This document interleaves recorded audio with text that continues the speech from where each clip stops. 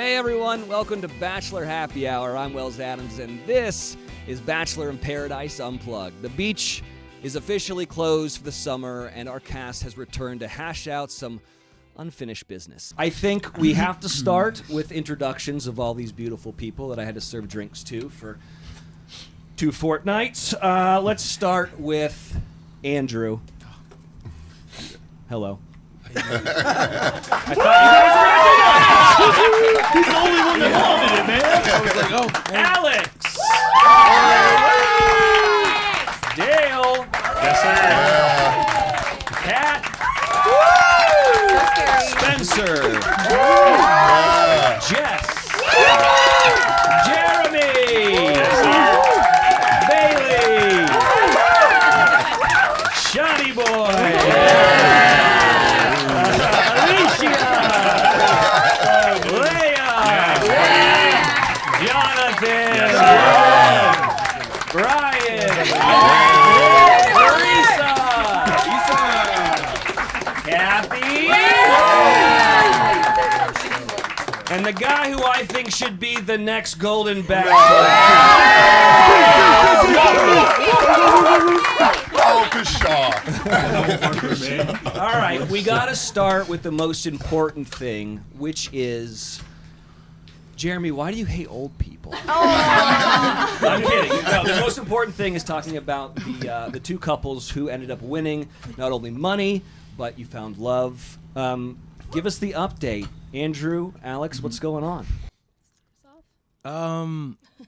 Everything's going really well. You know, we've been in hiding for a while. The disguises were out, so it was great. You know, we still navigated through, you know, watching the show and also just kind of like dating outside of the show. And I think that was very important to us. I was like, yeah, go ahead, text all your hoes that you had before. I was like, no, I'm serious. Yeah. I was just like, make sure you let everyone know, like, hey, you know, I'm gonna pursue something with this guy. And I was like, I think that was just the most important thing, to just like translate paradise into real life, because paradise is, you know, it's a bubble. It's kind of tough. Like, I don't get to wake up and see her every day. She like lives in LA. I live in Chicago. So, yeah. What do you want to say, baby?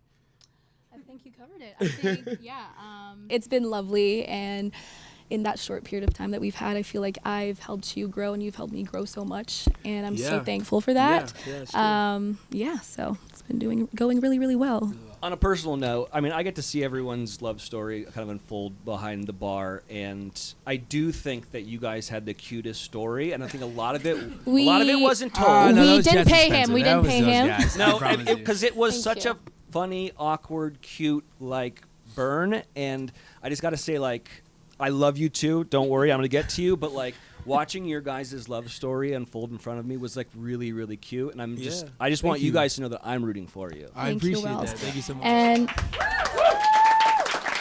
The crazy thing was when we had our chat before I decided who I was going to go on a date with, I remember talking to you, and you were like, I'm sorry, I'm so awkward, I'm super nervous. And I was just like, oh, this is perfect. Like, now I feel like I know who you are. You're not like putting up some like guard or trying to come off your best self like in a different way. Like, it was that was not my best self, 'cause, oh my gosh.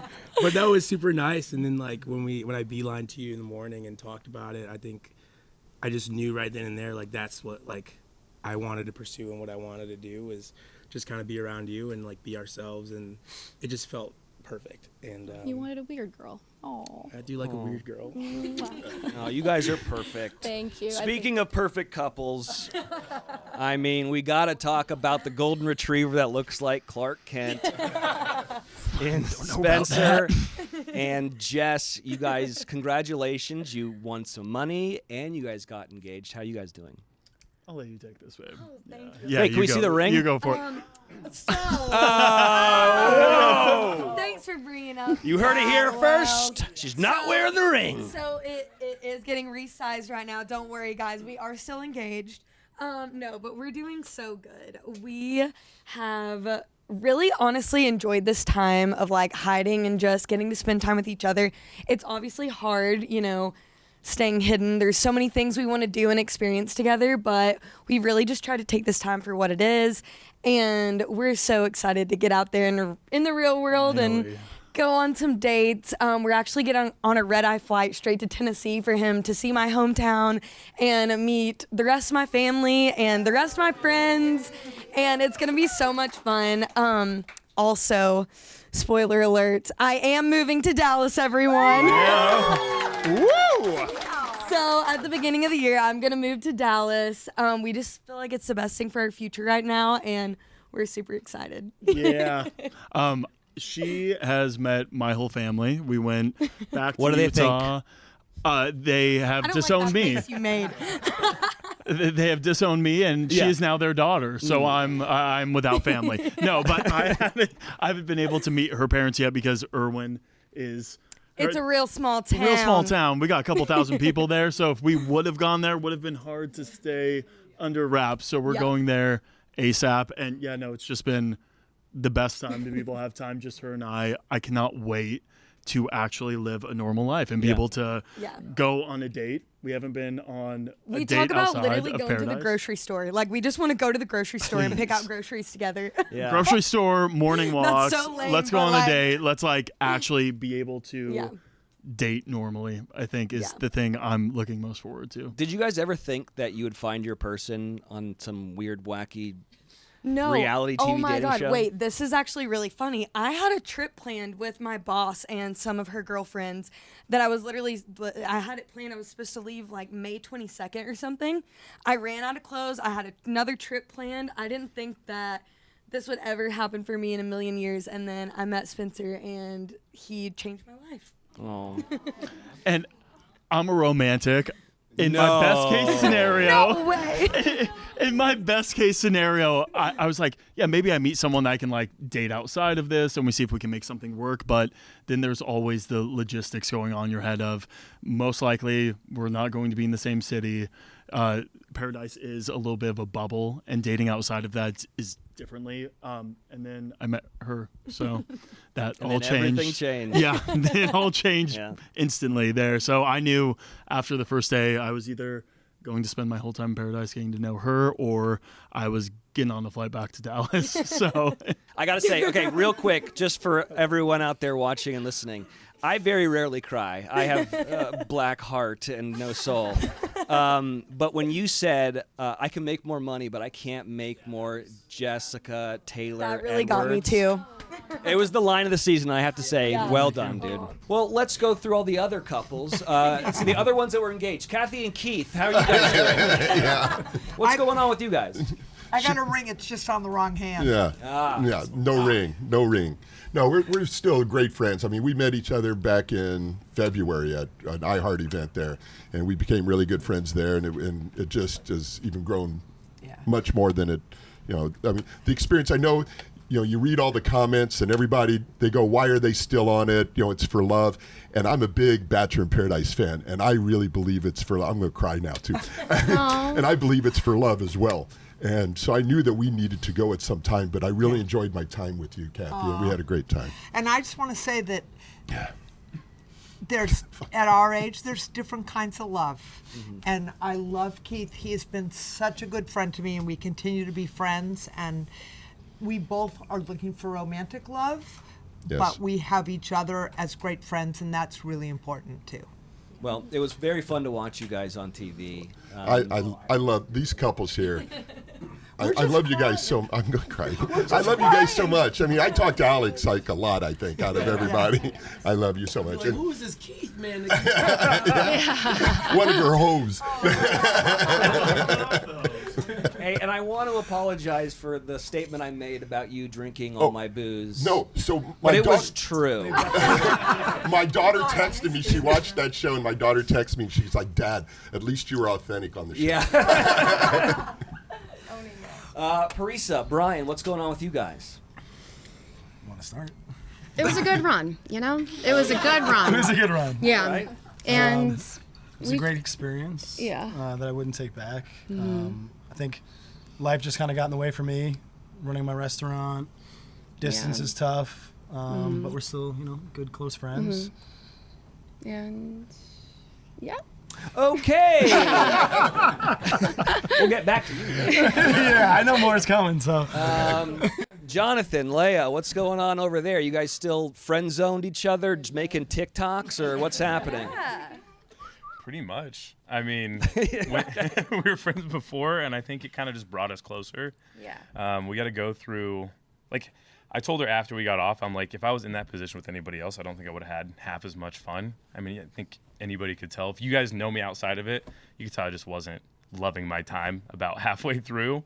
Well, damn. So when I'm getting there. Oh, okay, sorry. And then when Leia got there, after we kind of fixed our friendship, like everything just started to get better, and we had a lot of fun. And then we left the show on the best terms possible, and spent a lot of time together, watch episodes, chat about everything, and she's kind of just helped me get through everything, and I think vice versa. Yeah. I wouldn't have had it any other way, honestly. I know I talk all the time about, I wish I fell in love.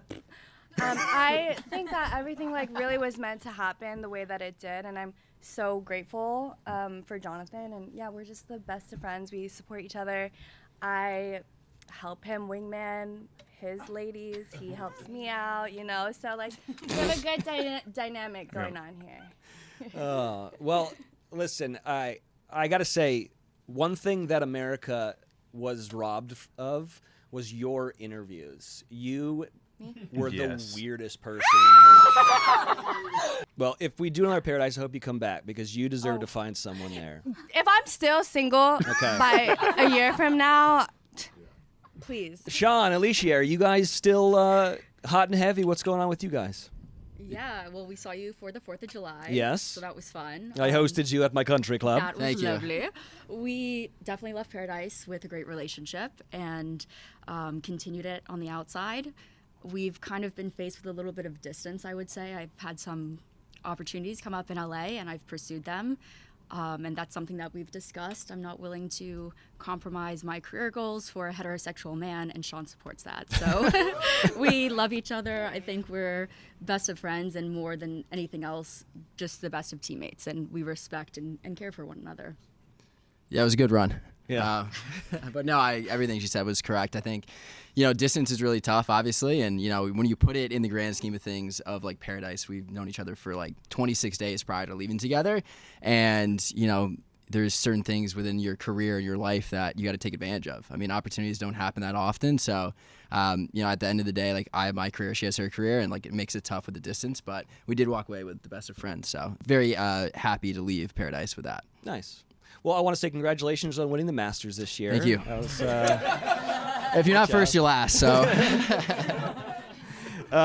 Jeremy, Bailey, what's going on with you guys? Yeah, I feel similar to Alex and Andrew, we definitely restarted our relationship. I think we were really happy with the foundation and the things that we really got to know about each other in Paradise, and I feel we've honestly spent so much time with each other this summer, just traveling back and forth. We went to Portugal. He met my mom and my sister over there, and we traveled around a little bit. And I've been in New York for majority of the summer. I think a lot of people that posted spoilers can attest to that.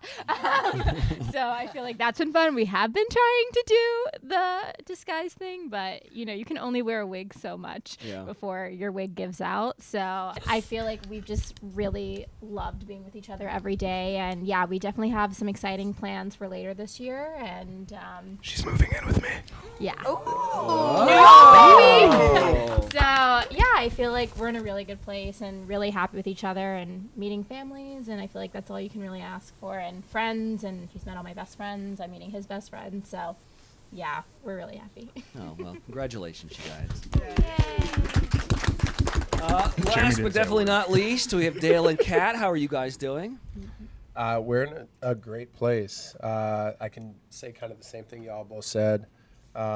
Restarted a little bit after Paradise because the biggest thing is understanding lifestyles. I travel a lot, and it's not always the easiest, but my intent was early on to make sure that I was spending as much time in San Diego as I could, so that we could just get a sense of the relationship. Fast forward, she hasn't met my family or anything yet. Also South small Dakota Yeah. is it's South Dakota, so Yeah. no one's stepping off that plane or in that airport, but I had the chance to spend time with her family, which was amazing. And our goal is just to build this relationship as strong and as tight as possible. We've talked about all the things, whether it's San Diego, I mean, even recently, like, we're just open. We want to be together. We want to do this the right way. And I think like throughout Paradise, we had a very real, natural arc of how relationships go. We had the worries early on. We had the triggers that popped up. We had the moments where we had to manage meltdowns. We had to, stand up for our partner. And never me. oh, we both had meltdowns. Oh yeah, that's true. But dead it and the bugs. And the bugs. Good crash outs here and there. But I think that like is a beautiful thing. I think a lot of times on some of these shows, like people are so afraid to just be. let go. The thing I love about Kat so much is that she's messy, she's imperfect, but she's beautiful in every sense. Yeah. And like that's not something Don't make me that cry. I can't do that right now. I can't like do that scares me, And I'm also the same way. It's like Dale and then Dale comes out, and I was drinking too much rosé. But I think anyone that has been on the show kind of understands like how I'll ride for somebody, and I know that like Kat will ride for me. So everything else, like we'll figure out. We didn't win the prize, but I think on the challenge side, we still, we're 10 toes down and held it down. Wow, he said it all. Georgie approves. My little kitty approves too. So that's what really matters. Yeah. No, he took it away. It's been wonderful. Family's met him. Everything's been really good. Nice. Yeah. Well, Kat, you're not a rookie to Paradise. This is your Unfortunately, no. second venture to the Sure is. beach. I got to get your thoughts. One, why did you come back? And two, what did you think about the new digs? Well, I will say I was very hesitant coming back to this because of just, it's hard to put yourself back in a situation where it didn't work out well the first time. So like I was very hesitant to come back and make myself vulnerable and all the things, but the opportunity presented itself and I said, why not? I was in a really good place in my life. I feel a little bit more secure in myself. And they did promise there was going to be air conditioning. So that was like my very first question. And I also didn't know anything about anyone. I came in without any background of anybody I haven't watched. And that's very different than the time before. So I thought this would be kind of an opportunity to see where that can go and just come in like fresh. And if it didn't work out, I could always leave. So I had the autonomy to do that and just wanted to see what was going to happen. And as far as the setup, it's so much better. I actually at one point said I felt like I was on vacation, which is crazy because it was still in the tropics and I don't vacation in the tropics. And so it was just overall, and I think the cast in general, everyone was just very like, honestly, probably the most authentic I've been around. And that makes it such a more real experience. And that's when you can form like real relationships.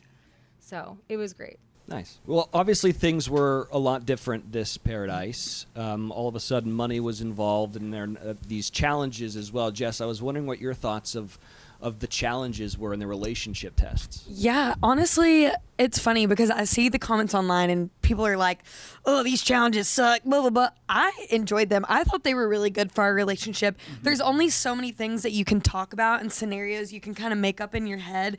Whereas we were kind of actually put to the test. We got to learn things about each other that maybe we wouldn't learn until way later down the road. We got to see how each of us, handle conflict, handle losing, which was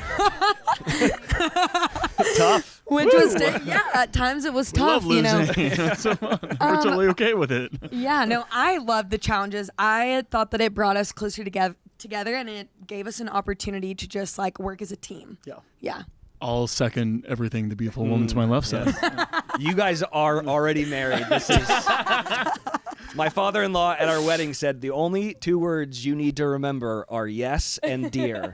I will say I can't imagine our relationship being where it is right now if we would have just been sitting on a beach for a month. The fact that we had these challenges that did bring up, potential conflict, scenarios of where you might see yourself in the future, what you're looking for in a relationship that would last outside of Paradise. And I think the competitions were overall a huge plus. Dale, what did you think?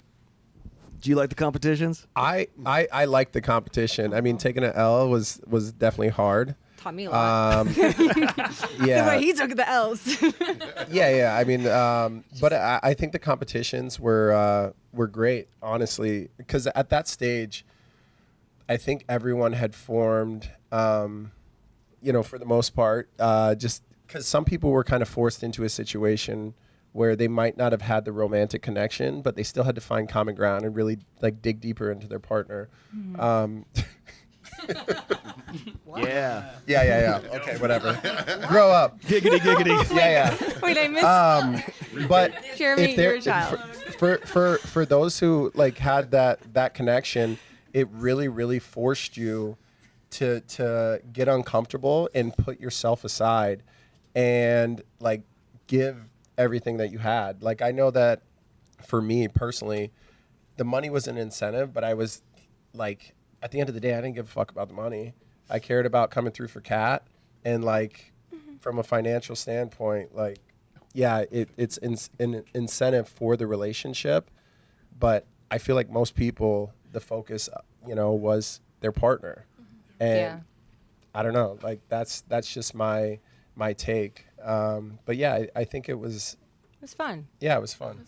To be honest with you, I wasn't sure if it was going to be a successful endeavor. But now watching it back and experiencing it, and then seeing all the successful couples that came out of this season, I actually do think it was actually really helpful.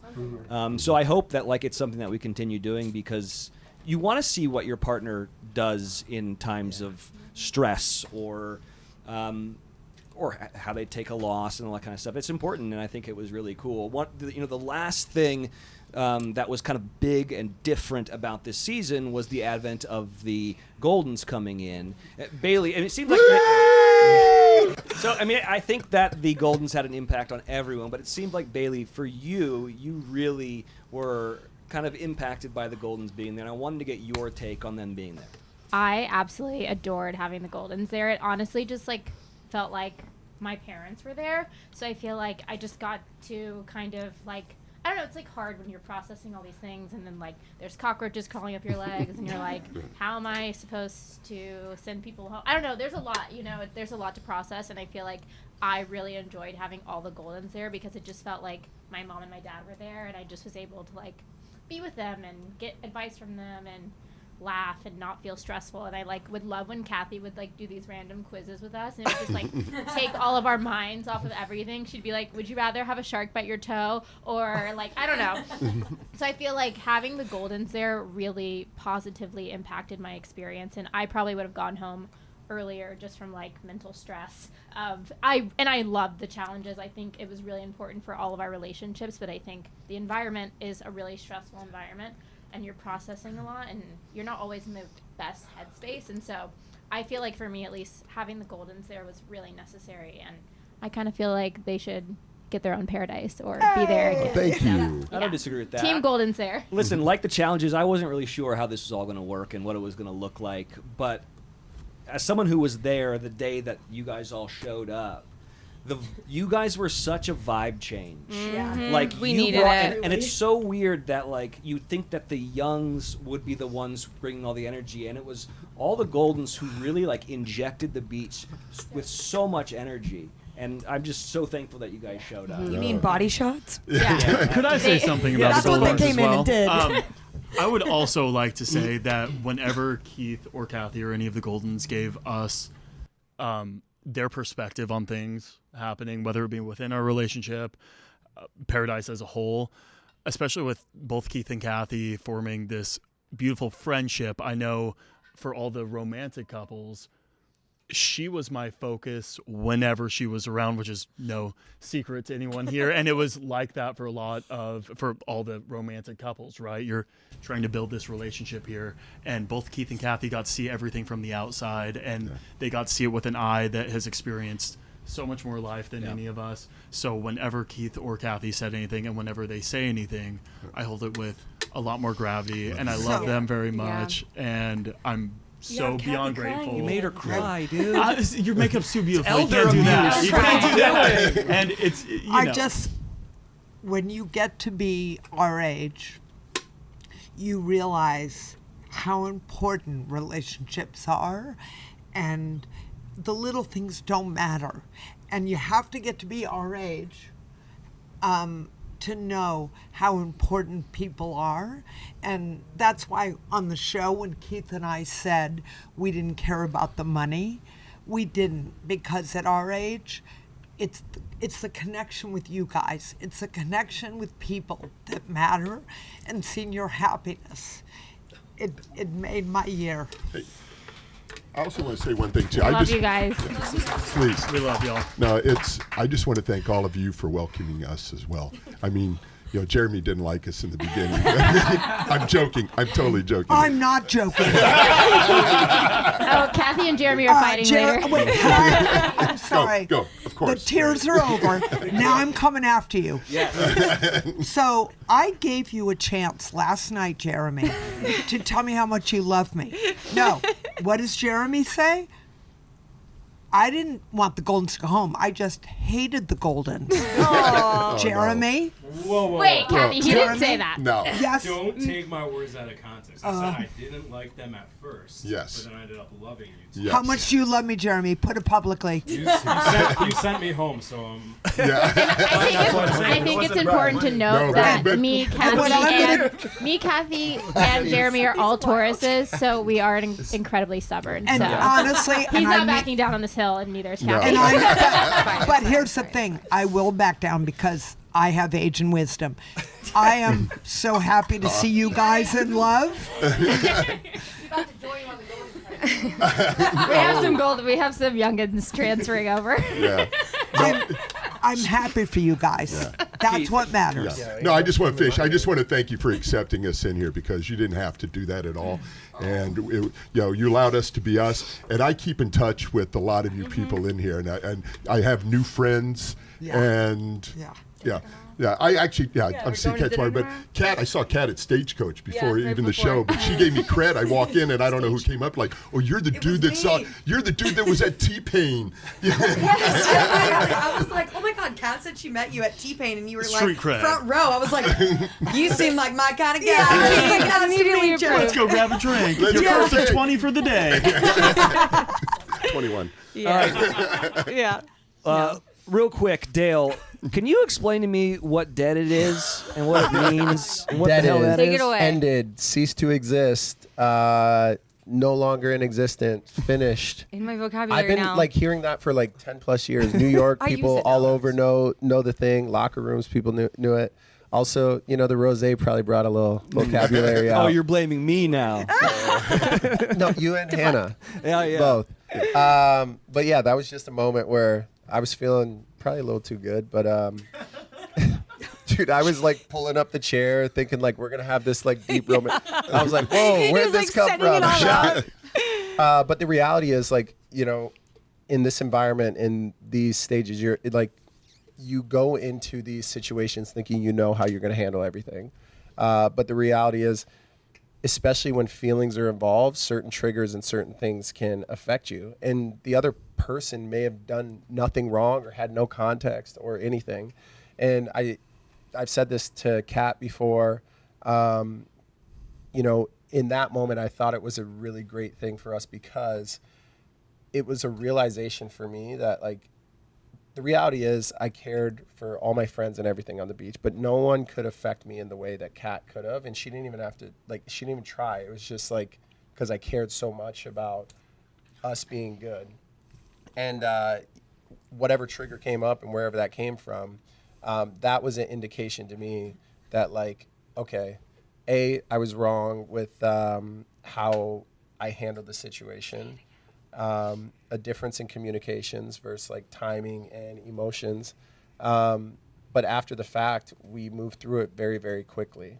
And it was a big moment for me. And honestly, I stand by whatever. I'll say deaded. Does he? Hey, how many of y'all say deaded now? I accidentally used it in my vocabulary way too often. I think I said it on the phone the other day. My girlfriend was like, "What did you just say? Why are you saying that?" I was like, "I don't even know. It's like a thing now." In New York, that's a thing. But I will say, if anyone understands being triggered or defensive in that environment, it's definitely me. So I definitely feel like I understood where some things happen. It always comes back to how you move through it afterwards. And I think, it shows you about people. Yeah. If you do it the right way. Bailey and Jeremy, obviously timelines are important, but hard to kind of like adequately represent on a TV show that's a lot of stuff's happening in very short windows of broadcast time. I wanted to get your guys' thoughts on kind of like, when did the connection start? How are you guys feeling in the beginning of your relationship?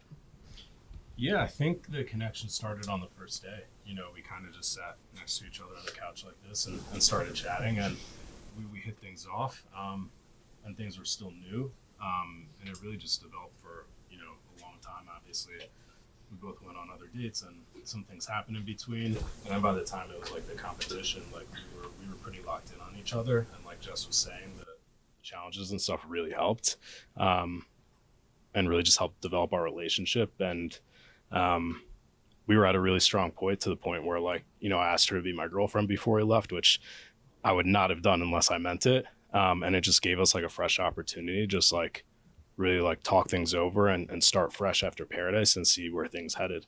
And to, you know, my surprise, they were even better when you left a beautiful beach. Yeah.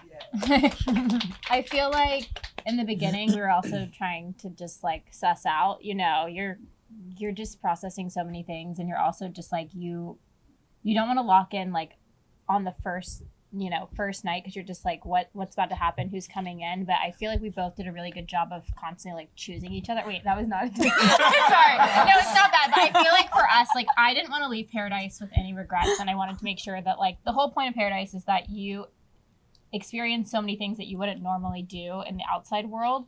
And I feel like normally we're both very much people that just like, you're clocked in on one person, and that's just how we both normally date. And I feel like, at least for us, and for me at least, I really wanted to make sure that, like, as long as I kept wanting to choose Jeremy after, I think that was the most important thing of like figuring that out. And then obviously after like 3 or 4 weeks, Paradise time, which is like, I don't know, 7 days.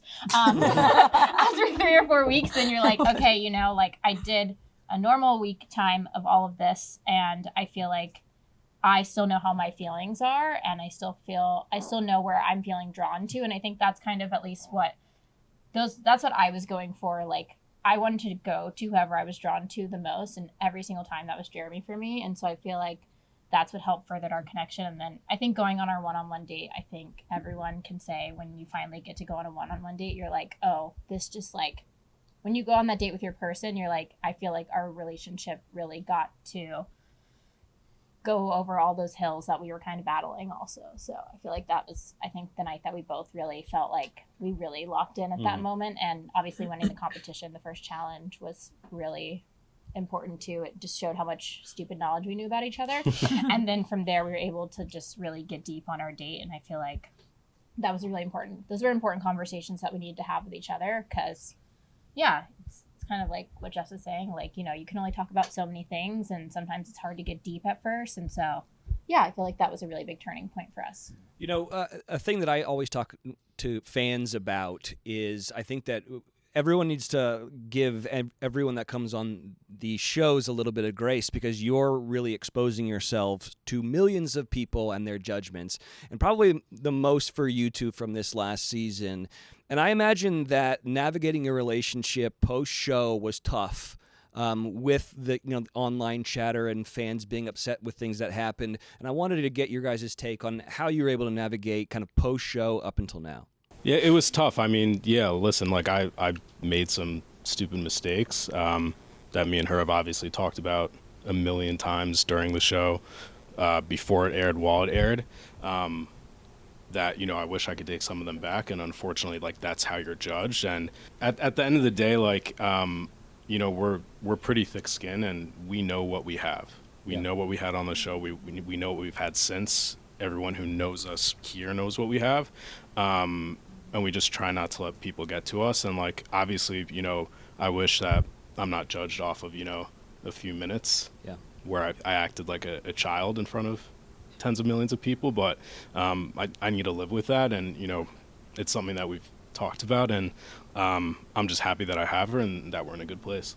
Let's go back to that kind of infamous phone call situation. Listen, I think that everyone out there needs to have a little bit of empathy because a lot of things were happening at that moment. And I know that, like, in that interview, you were upset because of Bailey going on a date with Andrew. So put us in time and place and, like, what was going through your mind and through your heart. Yeah. Obviously, like, looking back and watching the show back, I shouldn't have been upset because I did go on a date, like, a day before. I think the reason why I was initially, like, really annoyed was that, you know, she kind of said that she was here for me. And in my mind, it wasn't like, oh, I'm here for you until someone else comes in. But, like, looking back on it, I'm like, if I should go on a date, like, she should be allowed to go on a date too. And I'd known Bailey for only a few days at that point. I went on a good date with the other girl. And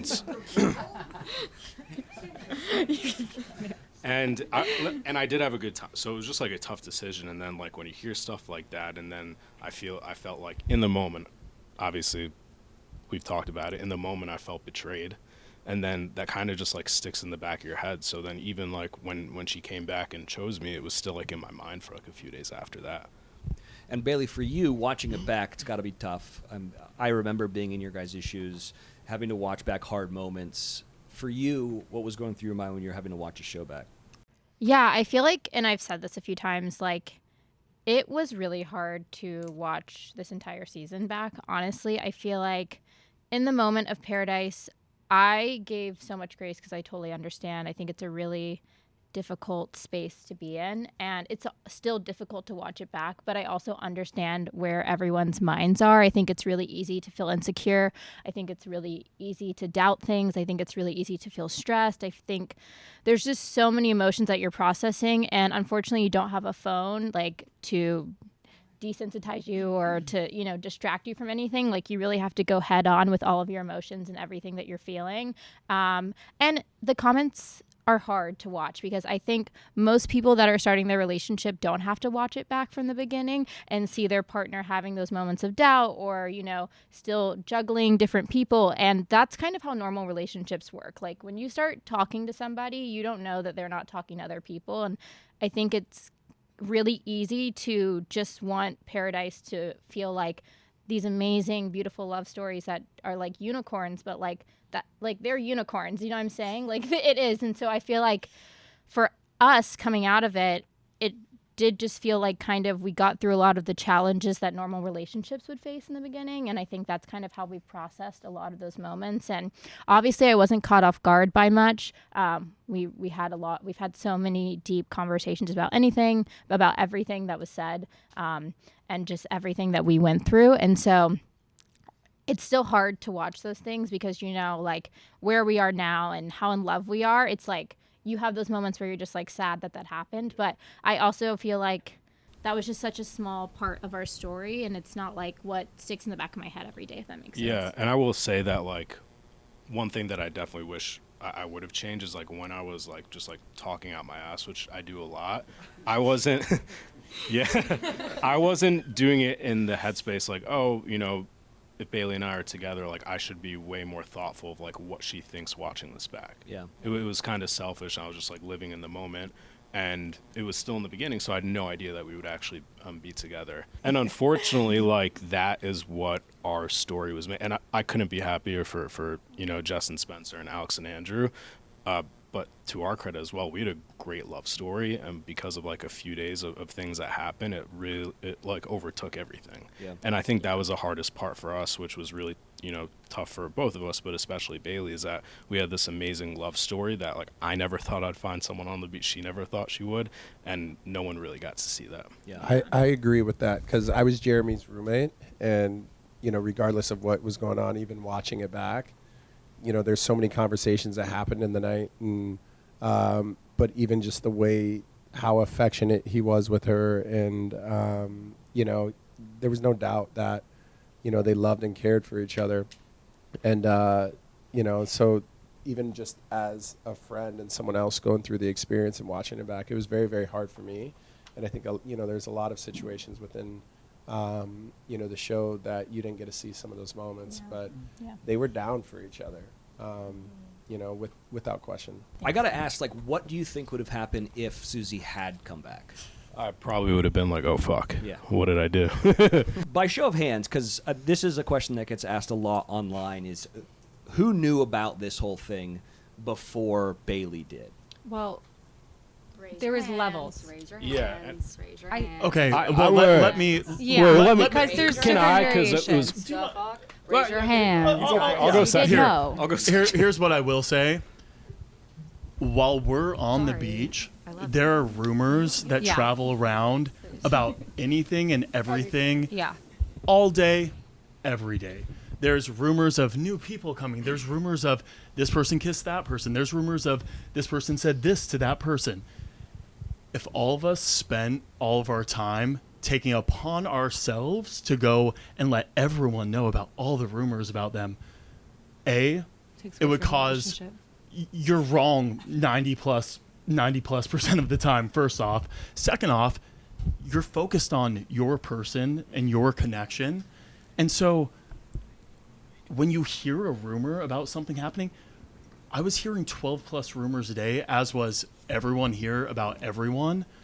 So this whole misnomer online of it being everyone else's responsibility to go and do something is just like, it's a little frustrating to have that responsibility thrust upon you when A, it's a rumor when you're hearing all these rumors already, and B, I'm spending all my time getting to know her respectfully to everyone here, and I hope everyone here has an awesome life. I think it takes so much bravery to come on a television show.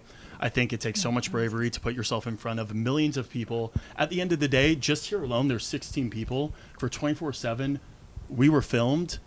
They have to capture that in 24 hours of television, all of our stories, everything that happened. So it just seems a little unfair to thrust that upon anyone. Well, I will say, I knew about, I guess, I knew that something happened in an interview room, right?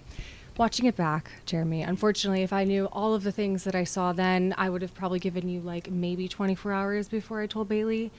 The thing is that I think a lot of us are learning things in real time that we were unaware of to the extent. And so it did fall on Brian to be the one to tell you based on the fact that was said to him. And I don't want to speak for anybody, but I'll say for myself, like, I only knew about the phone call, if that, like, and still it was like word of mouth, still didn't know. And I was also told that you were aware of it, so that it was your responsibility to handle it, right? So but again, I never wanted Bailey to feel embarrassed. And unfortunately, I think some of the things that were said did embarrass her. I understand that you guys want to handle your relationship. You didn't want her to feel embarrassed? Yes, the last thing I wanted was for her to like watch it back and feel embarrassed based on like what was said, but I just didn't know that things were said to the way they were. And I'm not coming at you. I want to give because I'm also getting a lot of hate online because of it, and I don't want to be that. I will own it. Like if I knew what I saw after, like I would have probably said something to her, or at least said something to you directly and said this is your responsibility to handle. And I just didn't know the extent. I don't think there was malintent. I also think you're probably just talking. Whispering around like, oh my God, Bailey knows this, that, and the other, and we're going to keep it from maybe us. this is something for me to talk about. Yeah. Maybe, I don't know, Yeah. Wells, I don't know what you think, but here's the thing. I will say this 1,000 times. The first person that should have told me should have been Jeremy. Always. He should have told me every day of the week. I don't like denounce that or anything. I think the hard part is like, I know the kind of person that I am. And so even when Brian sent me the secret rendezvous note, I obviously had every single intention that I was going to tell Parisa after I had time to process it. Because when you're in paradise, the only person that you can really trust is I trusted my who I'm sharing a room with, who is Alex and Jeremy. Do you know what I'm saying? So like, that's who I'm trusting the most. And I feel like that's where, I don't know, that's how I processed it. I got the note and my first thought was like, oh, let me talk to Jeremy about this, because like I didn't know what the intention was. I thought it was sneaky and it came in a sneaky way. And I've told Brian that I apologize for that, because if I had known what was happening, I would have definitely, I still wouldn't have done the secret rendezvous, because you don't know how things are going to be spun. And I wouldn't have felt comfortable with that, but I still would have, I wouldn't have talked to Jeremy about it if I would have known it wasn't in a sneaky way. I think this is hard. I don't blame everyone, and I gave everyone so much grace while I was there, because I understand it is such a tough situation to want to go outside of your relationship and have to tell someone something. I also know the kind of person I am, so I would have done that no matter what for any of my friends at any moment. That doesn't matter. It's okay that other people wouldn't. And I can only speak to how I am as a person and what I would do. There's obviously moments where you just have lapse of judgment, and it's okay. I think the hard part for me, at least outside of this, has just been certain people's actions after that fact, because there I gave grace to everyone. I was not mad at the girls. I told you guys I'm not angry with you. And the only reason I blamed it on the girls is because I did not want Brian to get under fire for it, because Jeremy had no idea it came from Brian. So, hold on. So then what upsets you about it now? No, I think it's hard. You watch it back and you're like, I wish my boyfriend told me, I mean, Alex, I love you so much, but I wish that my roommate and my best friend would have told me, because like I left Paradise as Alex is my best friend and we're sharing a room every single night together. And I know you don't like to be involved in drama. And I don't think it would have had to be a whole dramatic thing. And, and I get it. So I'm not mad at you about it. Obviously, like Andrew, the tweet was what really, honestly, like really hurt my feelings, because I just gave everyone grace. And I know it's a difficult situation. So even outside of it, I even knew the hate was going to pass. Like I processed it that night of like watching everything back. And I have received so much hate this season. It's been really, really horrible, and those of my friends that have been there for me know that I have really just been like just keeping to myself, because it has been really hard to process it all. I didn't want to bring anyone else more hate, because I have known what that's like, because also like I received hate on Grant season 2, so like obviously I wasn't going to call Brian any mean names. At that point he was already getting a ton of hate, and I didn't want him or Parisa getting more hate. Like I think that's kind of how I tried to move with every podcast you do and the things that you say. Like all of our words unfortunately hold weight whether we like it or not. So I think that's it's hard. Yeah. It's really hard. And I'm not mad at everyone. I think for me, like I wanted us to all have each other's backs, and that's how I was trying to act, and that's why I didn't speak ill about anyone in any moment, even when it's like silly to make jokes about other people. You know what I mean? Like that wasn't my intention. And I wasn't mad at the girls in that moment, and I still gave everyone grace, and I still give everyone grace now, because it obviously should have been Jeremy that told me first, and that's really all I can say is some of that's getting a lot of heat online is Alex, right? Like, so a lot of this is directed towards you. Looking back, would you have done anything differently, or how do you feel about it now as you look back? So I've already owned up to it from the start, even before it aired, to Bailey, and I apologized multiple times. And I should have told you from, the phone call. One thing that, I'll say, it didn't hurt my feelings. I considered you a really good friend, Jeremy, before going in. And when you told me about the phone call, you kind of said, we've talked about it, it's good, and kind of like letting me know to like stay out of it type of thing. Because you guys never told you that I talked You to the did. phone We were in front of the island, and you just did. said you had just talked to Bailey, and you said, I've talked to her. I said, you should tell her. And you said, I wish we could have the tapes. No, I might remember. have said like I'll take care of it, but I never said that I talked to her about it. Not about the phone call, but you said Yeah. we've talked and we're good. That's what I'm saying. So basically kind of like telling, anyways, it doesn't matter. I should have told you. Yeah, maybe like we're good. Like I'm gonna talk to her about it. All right, I but never I don't once said- understand like why she told you and you didn't do anything with the information. Is all I'm saying. So if everyone told you, why is everyone taking flack for something? No, that I you don't said? think that I'll everyone finish. should be Wait. taking the Okay, flack okay, for all it. right, hold on.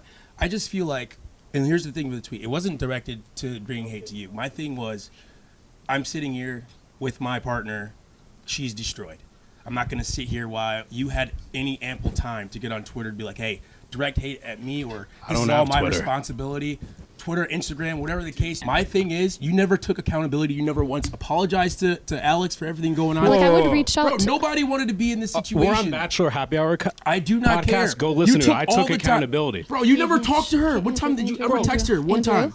Dude, I've been getting tens of thousands of that's fine, comments. but this is your I friend. reached out. Right, I the reached out entire to you. season. I reached out to you You all reached season. out when you knew you were about to get no, heat for what? fighting. We had you in Wait, Chicago. I'm sorry. She apologized. Yeah. We FaceTimed you every week. Wait. Here's the thing. I'm What are you gonna say talking this. about? You came to visit in No, Chicago. I know. We had the most fun trip to Chicago, so I think that's why I was so caught off guard, because we and Alex, I'm going to say this. I didn't know that Jeremy was the first person to tell you about the call, and so I think that's why it threw me off when I watched it back. But in regards to us having, like, apologies and everything, I don't want you to catch the flack for it. Obviously, you called me when you and Andrew called me while I was in Portugal when you realized that, like, you were receiving some hate for it. But I know, I'm not saying that it's bad, and what do you mean? It hadn't aired yet. I don't want you to That receive. part even haven't It hadn't aired. We message every day. Like, no, every day, but a lot of every times. episode we talked about it. We called all you. had a group message and we talked about things. Yeah. But So I'm just gonna say one thing. One thing that did, and I obviously I don't want to rehash it because I obviously love you. What I was gonna say is, what hurt my feelings is, we had talked it out, and you guys came to visit us in Chicago, and I thought we were good, and it was surprising to me and caught me off guard that I learned publicly that it was brought up again, and it felt like the blame was put on me on a podcast, and that you didn't care about the phone call, but it was more me not telling you. And you're so allowed to feel that way, but it just felt like there was no accountability towards Jeremy, and that really hurt me because I wish that could have been said privately because we had talked. I understand I've been that. taking accountability both public and private. One second, Brian. All I'm gonna say is, I said on the podcast that Jeremy should have been the first person to tell me. I also said on the podcast, they asked me what I would do in that situation. They didn't ask me who I blame. Why answer that question, though? Everyone gets to say how they're feeling. I also get to say how I'm feeling. The reason that it hurt is because I'm, every single night, looking across from you. We're sharing so many secrets about our life. We're sharing everything. And I just thought that you actually had my back the entire time. So, and that's why it hurt, because I'm watching it back like, yeah, this is my boyfriend. But, like, at that point, I knew him for, like, 12 days. So yeah. I'm sorry if that's why. And even after I left, I wasn't even mad about it. I swear to God, like, even when I did the happy hour pass, like, I said I wouldn't do that, but I understand that people are in difficult situations. People don't want to be won't want to be dragged into drama, and I totally get that and understand it. I am so sorry that everyone had to receive hate. Anyone that knows me knows that, unfortunately, Paradise was not an amazing experience for me. And every single day, I was not in a good mental health headspace, especially after I had to send Leslie and Gary home. I was just going through it. So I understand, in the moment, people not acting to things, not wanting to act on rumors, and I have never blamed anyone for that. Unfortunately, what did hurt is the tweet, because I was like, I have been wanting to protect all of my friends, these people that I've been with, I don't want them receiving any more hate. I know how it feels, but and you so never I said am any so of that sorry. Publicly, It just felt like I'm you throwing sorry. fuel to the It's fire. not I'm that I sorry. wasn't trying Hold on. I'm processing it in that moment, Andrew. I'm not upset with it. I'm not upset with you at all. Or I'm not like, the tweet wasn't at you. My thing was, it's still literally at you. Like, when we were on the Paradise, the Like the TV energy show, shift. everybody was going after Brian when this all happened. Now everyone's after Jeremy. Make it make sense because you guys watch it back. Can I just finish? Because I don't want to interrupt you. Here's the thing. Brian and I have a conversation, and you know what the energy was. That was not the energy towards you. I said, if you would have told man to man, you hang out with him, you work out with him, you go eat with him, you're always in his room. As a guy that feels like that's a friend of mine, I would have loved you to come to me and be like, hey, if you don't tell her, I'll go tell. That was the conversation I had with you, and I said you should treat Parisa better. That's all I said to you. That was in all what it context treat her better though? Like in what context? You were angry with, and the way you verbalized and talked to her, I just didn't like it. That's all I was saying. You've never like, even witnessed it though. You can't talk about this situation without talking about Brian, and I want to hear your thoughts about this whole situation. Yeah, I just think there's a crazy energy shift right now in the room. I know that rose ceremony, I was the only one targeted. So was my relationship with Parisa, specifically what Andrew just said, like the way I treated her and like things that were completely taken out of context with, even like Spencer had spoke to me towards the end of the season. Like, listen, he's like, I think a lot of things were taken out of context that I might not have actually seen, that I just heard through rumors, 12 rumors a day. And like, truthfully, that was the case between us. Like, I wasn't mistreating her in any other way. Like, we've had our ups and downs and things like that, but that became like a primary focus, and I became a primary target when it's being completely taken off of everybody who hasn't actually said something to the person that. Can I just say one more thing? So the reason I didn't tell you, Bailey, is because me and Jeremy had a friendship outside of this, and you had even told me you were very interested in Bailey before coming in, so I knew that. And when the whole date with Andrew happened, he was very upset, obviously, and you came to me and you did say, you know me the best, like, who should I pick? And I said, I don't know Bailey, outside of this that much. We weren't really close, but I said I've grown to love her really well, and I think you guys would pair really well. And I know you were angry the next day when she went on a date with him, And I understood that as like, you know, maybe your ego was bruised, and I gave you kind of grace knowing that you really, really liked her and you had told me that. So when the whole phone call thing, I did tell you to tell her, but the reason I didn't tell you is because I didn't want to jeopardize something that I thought would be really, really well. And that's the only reason I didn't tell you. If I felt there was any vindictive thing or malintent, I would have told you. I never thought that you were keeping it from me because Absolutely of not. all these random conspiracies about whatever, about you and it. Like, it's not about that.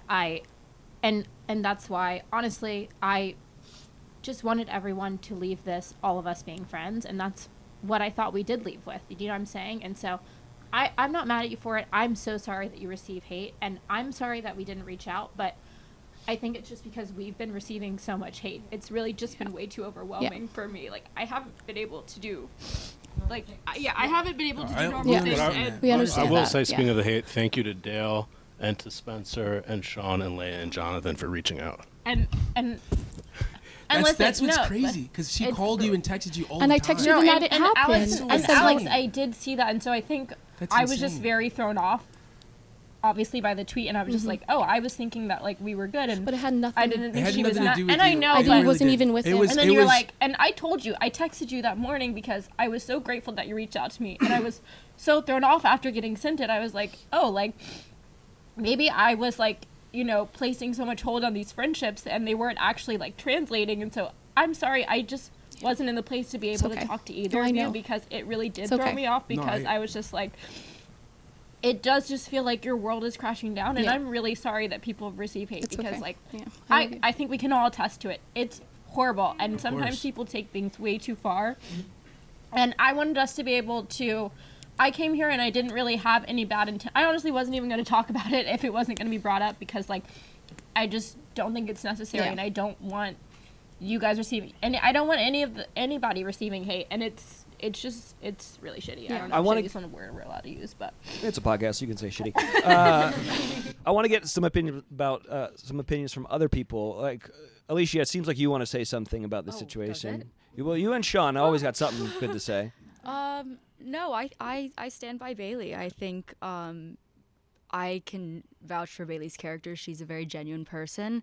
I've been friends with her before this season, and I know who I'm looking at when I see her. So that's all that I see. And I see Jeremy, the guy that I've met, who truly loves her. And I think, like every relationship, it comes to a point where you're going to be tested one way or another. And this was a very bizarre way for them to be put to the test. But I think it's clear at the end of the day, they both tremendously care for each other and they have each other's back. And as a friend of Bailey, I support her no matter what. And I hope that they're both happy, and you guys look like you're killing it. So you have my full support. And I feel like I want us all to be able to move on from this and not have it, like, looming over our heads. And I'm not mad.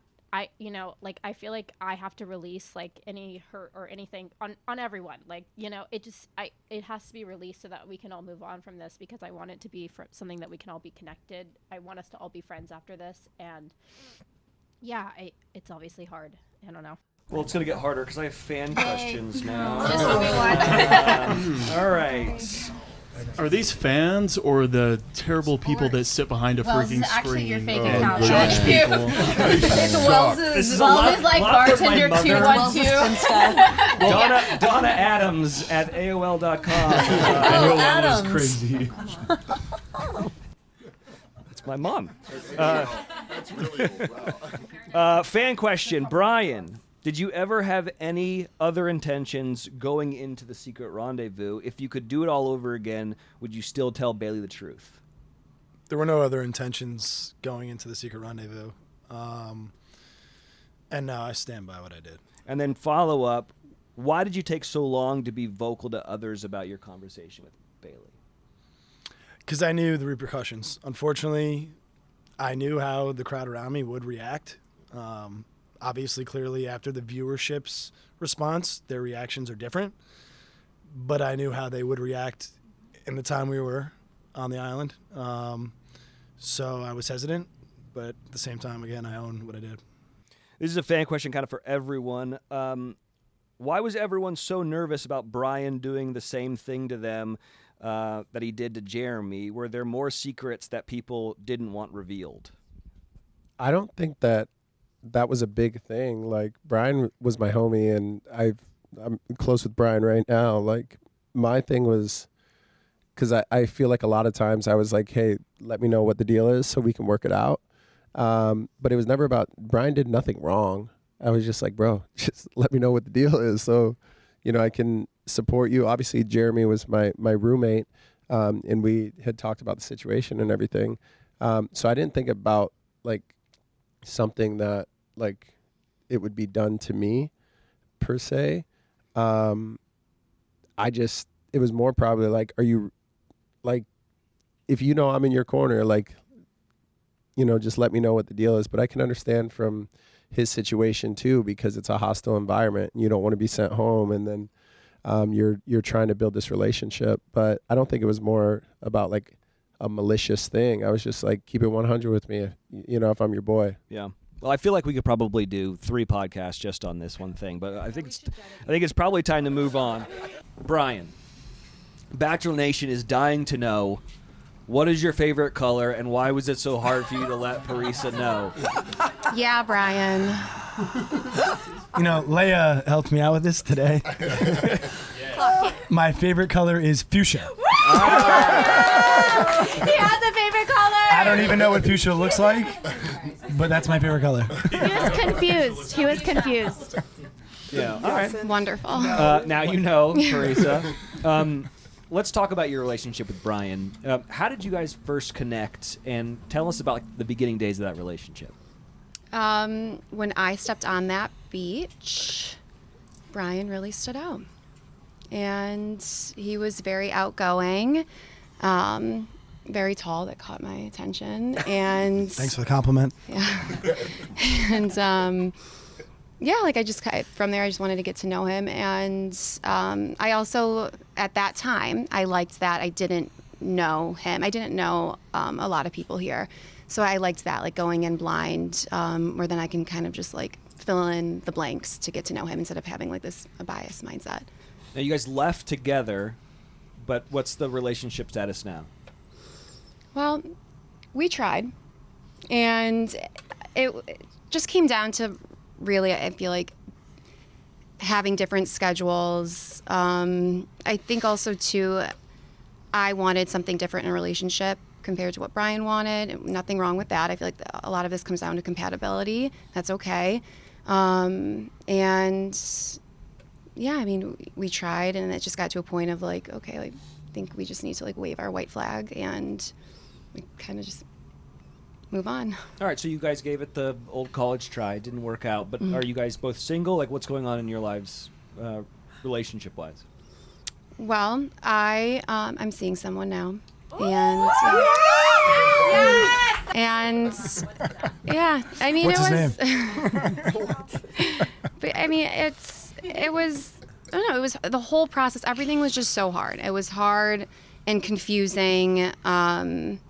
And I guess, I mean, I reached a point where, I mean, like anybody, when you just keep trying and trying, like you hit that wall and you're like, okay, well, I mean, I can keep trying, keep wasting time, or I just move on. Yeah. And I mean, I'm not getting any younger, and neither is he. Either so am it's, I. Jeez. Yeah, I mean, Brian, watching it back, is there anything that you wish you would have done differently when it came to your relationship with Parisa?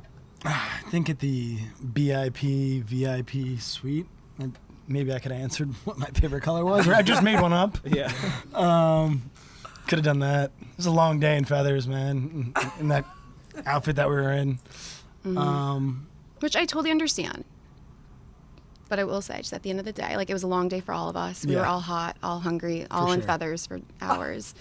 And yeah, I mean, that was just a moment. It was tough because, like, that was a huge thing, especially to win. Yeah, win the VIP suite is huge. And yeah, I voted for you guys. You did. I had a moment, and I did it. Yeah. I will say this though. I read exactly what went down as they've been on camera all day. They were told they get to go to a VIP suite. They're still filming us, and then you got salty. That's how I read it. Yeah. Just because I know how the sausage is made. we were in there for like 4 or 5 Yeah. hours. Yeah. Like we thought we were actually gonna like Yeah. enjoy He the was entire thing together. tie-tied. Yeah. I was hoping that we could have adapted to the situation and know, like, if we could just put a smile on for the last, 10 minutes, then it's like, okay, then we get what we worked hard for and what we want, and now we can enjoy it. It was just a moment of like where adapting would have been really nice, but I will say, like, we are all living for the first time.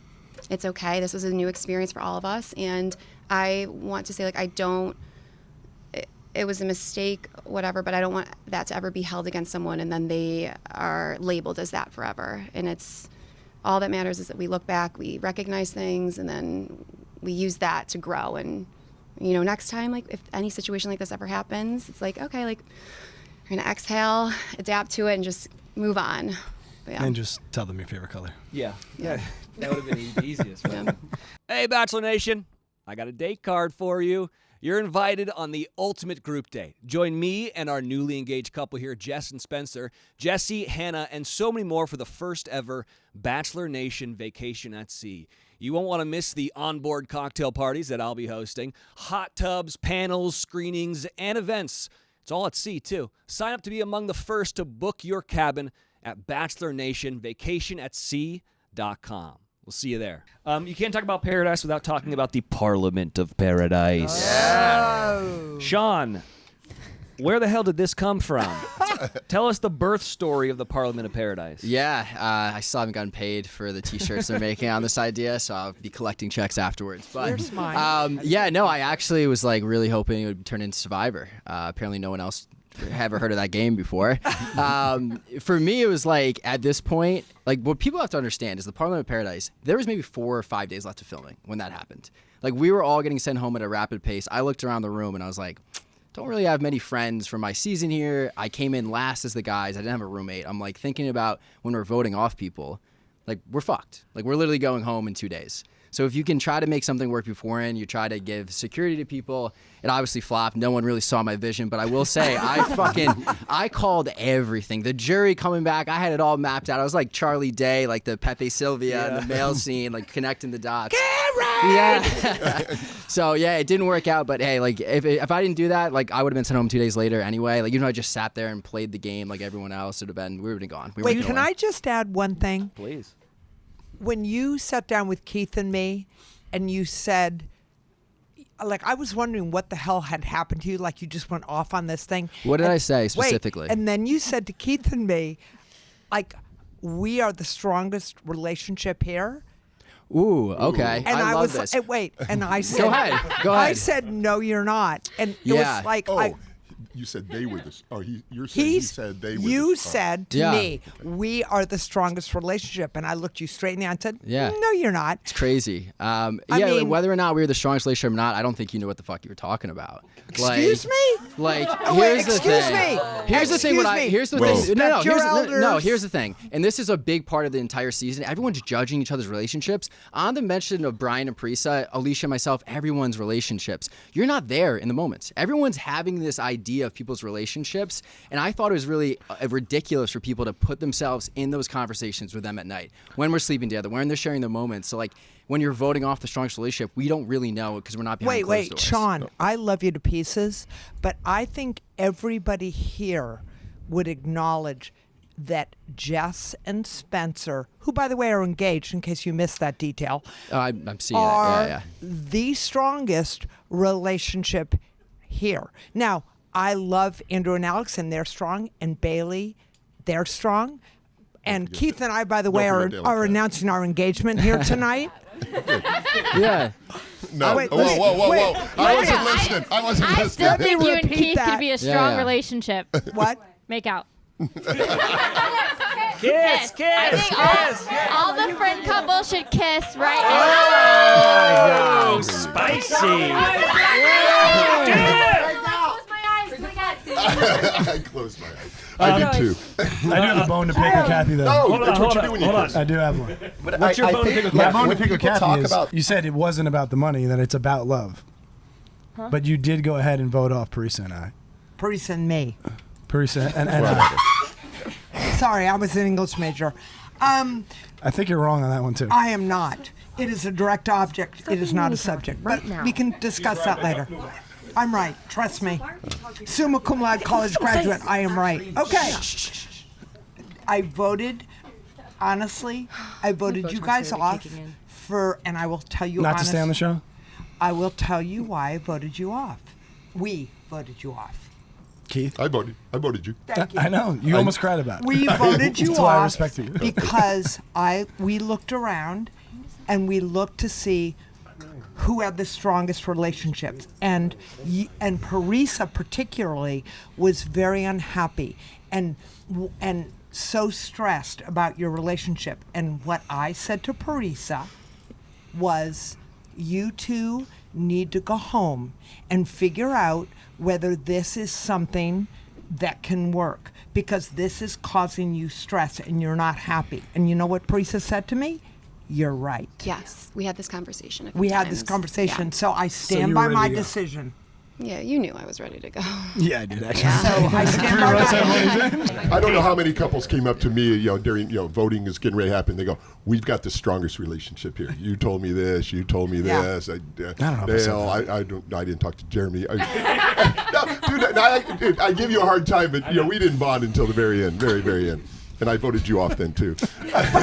Wait, hold on. But no, I wanted the golden skull. It was tough vote. When you talk about, I like Bachelor in Paradise, and I think it's about love. And I even, in the stabbing one, I put a dagger in my own back, saying who didn't deserve to be here, and we didn't deserve to be here. But when it comes to voting, I had to vote off somebody, and I wasn't ready to go. I wanted to hopefully help the people that had strong relationships continue on. That was our goal. But you guys did vote for platonic couples to stay over romantic couples that were involved at And that that's point. the bone I'm trying to pick. Which is this is a fair question. This is a fair question. That is true. That's what bothers me. Be quiet. This is No, a fair that's true. question. You guys weren't in a relationship. You were in Correct. a friendship, and you were still able. You can say that you really were wanting love to win, but then voting differently. And I think that's a fair question for Brian. That's a fair question. It's what Alllyshia just said. I did vote people out and kept Jonathan and Leia instead. But probably, if I look back on it, I would do things differently, maybe. But 2020. No, but I think hindsight, Keith. You know I love you. I'm fine. I'm fine with how I did it. I did it in the moment. And when I listen to everybody here, even the arguments that we've had, I just want you guys to know you're 20 and 30 years old, and you're learning life still. Yeah. I mean, I'm still learning at 63 years old. I still learn things every single. Really? I've learned stuff from all of you on this show, and you'll always grow, and you will always learn about the individuals around you and your friendships and everything. And so I'm still learning about myself at times. So I Okay, appreciate we it. get it. We want you to be the Golden Bachelor. Okay. You want to say something? Wait a minute. Wait a minute. Hold on. No, Parisa wants to say Golden something. Bachelorette. Sure.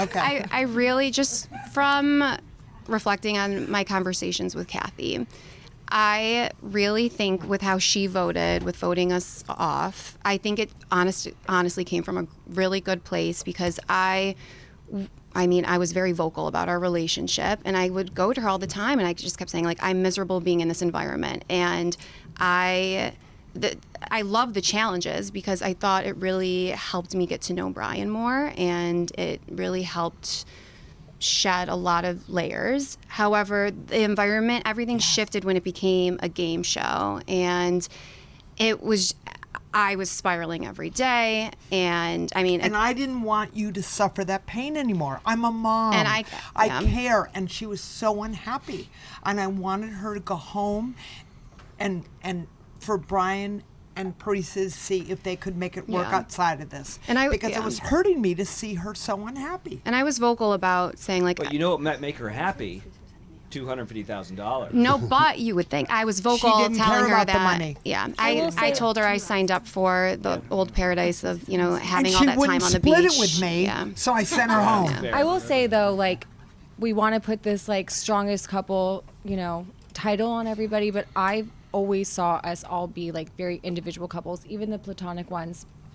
It's hard to like put a voting criteria based on what you determine as strong, whether it's time, compatibility, or whatever you think. It's all subjective, right? So I always said that the love that was grown between the couples we're all just like individualized love, and I think really that it's strong in its own way. I don't think it's fair to say that one couple is stronger than another. And relationships develop at different stages and different levels. I really learned that through Andrew and Alex, right? Like, they came in later, and it was new love, but it was real love, and it was like really beautiful to see. But you're so locked in and you're so focused on it. But you know, some people committed early. Some other people had to feel it out. Like, our worlds are so different, and our needs are so different. So, you know, it's like, I think a lot of times it's like, did you want to?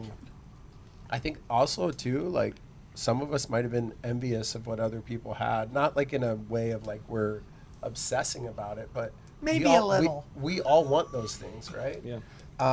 So if there's a hierarchy, it could have been placed by that. But I think like everyone has relationships that develop at different stages, and no one can say what's stronger or what, because it's not about like how you start, it's how you finish. And at the end of the day, if you're happy and you find your person, nothing else matters. Yeah. Well, listen, it's all relative, and also no one in Bachelor Nation has done a show like this. So the rules of like, well, who's in the strongest relationship? There's no precedent for that. So I think that for all the viewers out there needs to be a little bit of grace. But I'd like to go back to the Parliament of Paradise, because I think this was the dumbest great name. You can't give like your own. You can't give yourself your own nickname, and you can't go. like, You know, well, I'm a T-Bone. I'm the Parliament of Paradise. Well, the funny thing was, like, we were spitballing that idea, and like, this is probably gonna cut. But like in the interview, we're like, what should we call it? And I'm like, oh man, I don't know. Like, jury appears. I don't know. Parliament of Paradise, and it stuck, and here we are now. Now Okay, there's so T-shirts. I have a fan question for Yeah. Alllyshia. How did it feel to walk in and your friends were talking about sending you and Sean home? It was like a knife in my gut. That's truly the closest comparison I'd imagine it felt like. I was caught off guard at first, and I would say my first thoughts were, I must be misinterpreting this. And then Alex, you were really forthcoming with like, let's address the elephant in the room. We were having this conversation, and I feel like we squashed it between the women. We were mature enough to be able to come together as not only just friends, but as individuals and grown women, and look at each other in the eyes and say, how we're feeling. And to this day, I believe Bailey and I believe Alex that they did have my back and they were good friends. And I think it's a very, very difficult position to be in. So I think everybody does deserve a little bit of grace. However, I think, going back to the strongest couples, Sean, obviously we were not the strongest couple. I think we can all agree on that. However, we were a real couple, and there was a real romance there.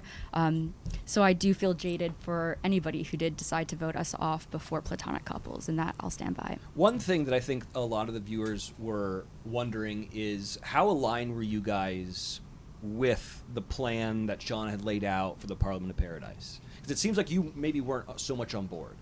I think so. For me, the plan that was always discussed was you keep the couples that were there for love. We're here for love. That's what we all entered into this endeavor on. And so for me, that was the way we were going to proceed until it got to the inevitable point that we were voting for our friends. And then at that point, honestly, for me, I think it was cross that bridge when you get there. Sean and I multiple times voted very differently. There's times that he voted for Brian and Parisa to go, and that's my girlfriend and her guy, so I'm not going to do that. And I think that's really what a strong couple is you can respect each other's differences and stand by them. I never felt pressured to vote the way that he did, and I don't think I placed that same kind of pressure on him. And I think, we were both on the same page of keeping everybody who's there in a relationship up until the point that you are going to have to send people home. You guys had a pretty crazy / iconic exit of Paradise.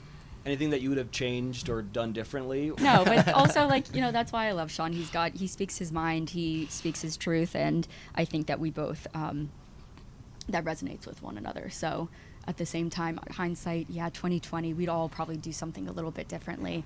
But I don't regret it. I think I've seen personalities come out from this show.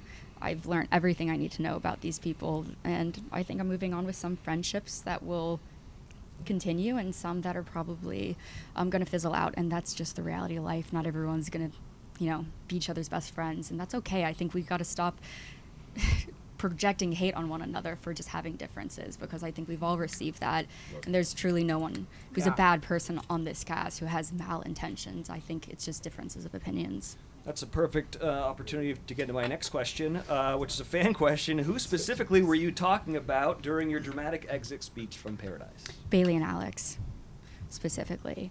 At that point, I thought that they'd both voted me off because I thought they both voted the same way as their partners, which at that point, everyone was kind of saying, we're voting off Sean, but we weren't. We're voting on the women. So that did mean that you were holding up my name and putting me, to be going home.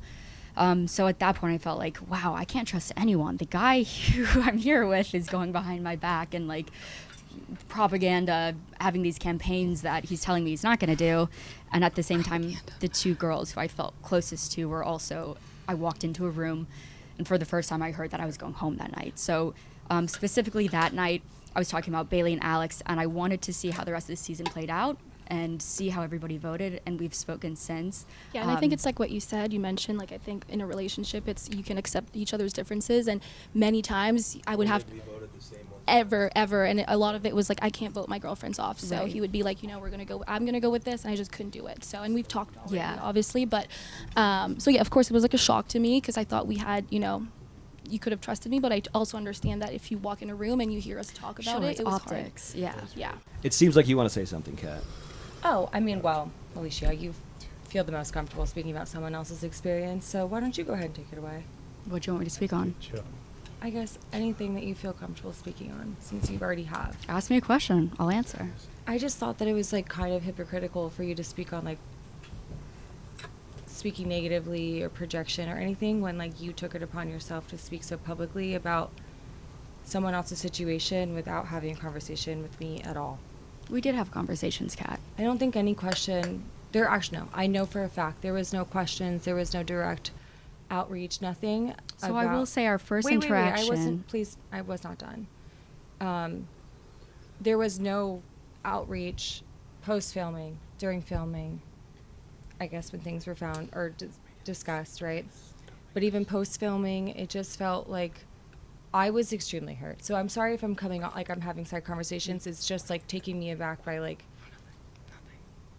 things like that being said when you felt so comfortable speaking about a situation, not only a situation, but my character, someone else's situation, without having a conversation with me first, or at least for me feeling like you took the time to get to know me. And so I was just really disappointed, and it really took me by surprise to see the things that were said in the interview, to say any of that. And you're allowed to feel the way you feel. I just wish that a conversation was had between me prior. I hear you, and I think your feelings are so valid. I will say my first interaction with you, Kat, night one coming in, you asked me, I don't know if you remember this, to take a picture of the group of women, and you turned to me and you passed me the camera and you asked me to take a picture of everyone. That's not a girl's girl. That's not a nice thing to do. You then proceeded to set up the rose ceremony.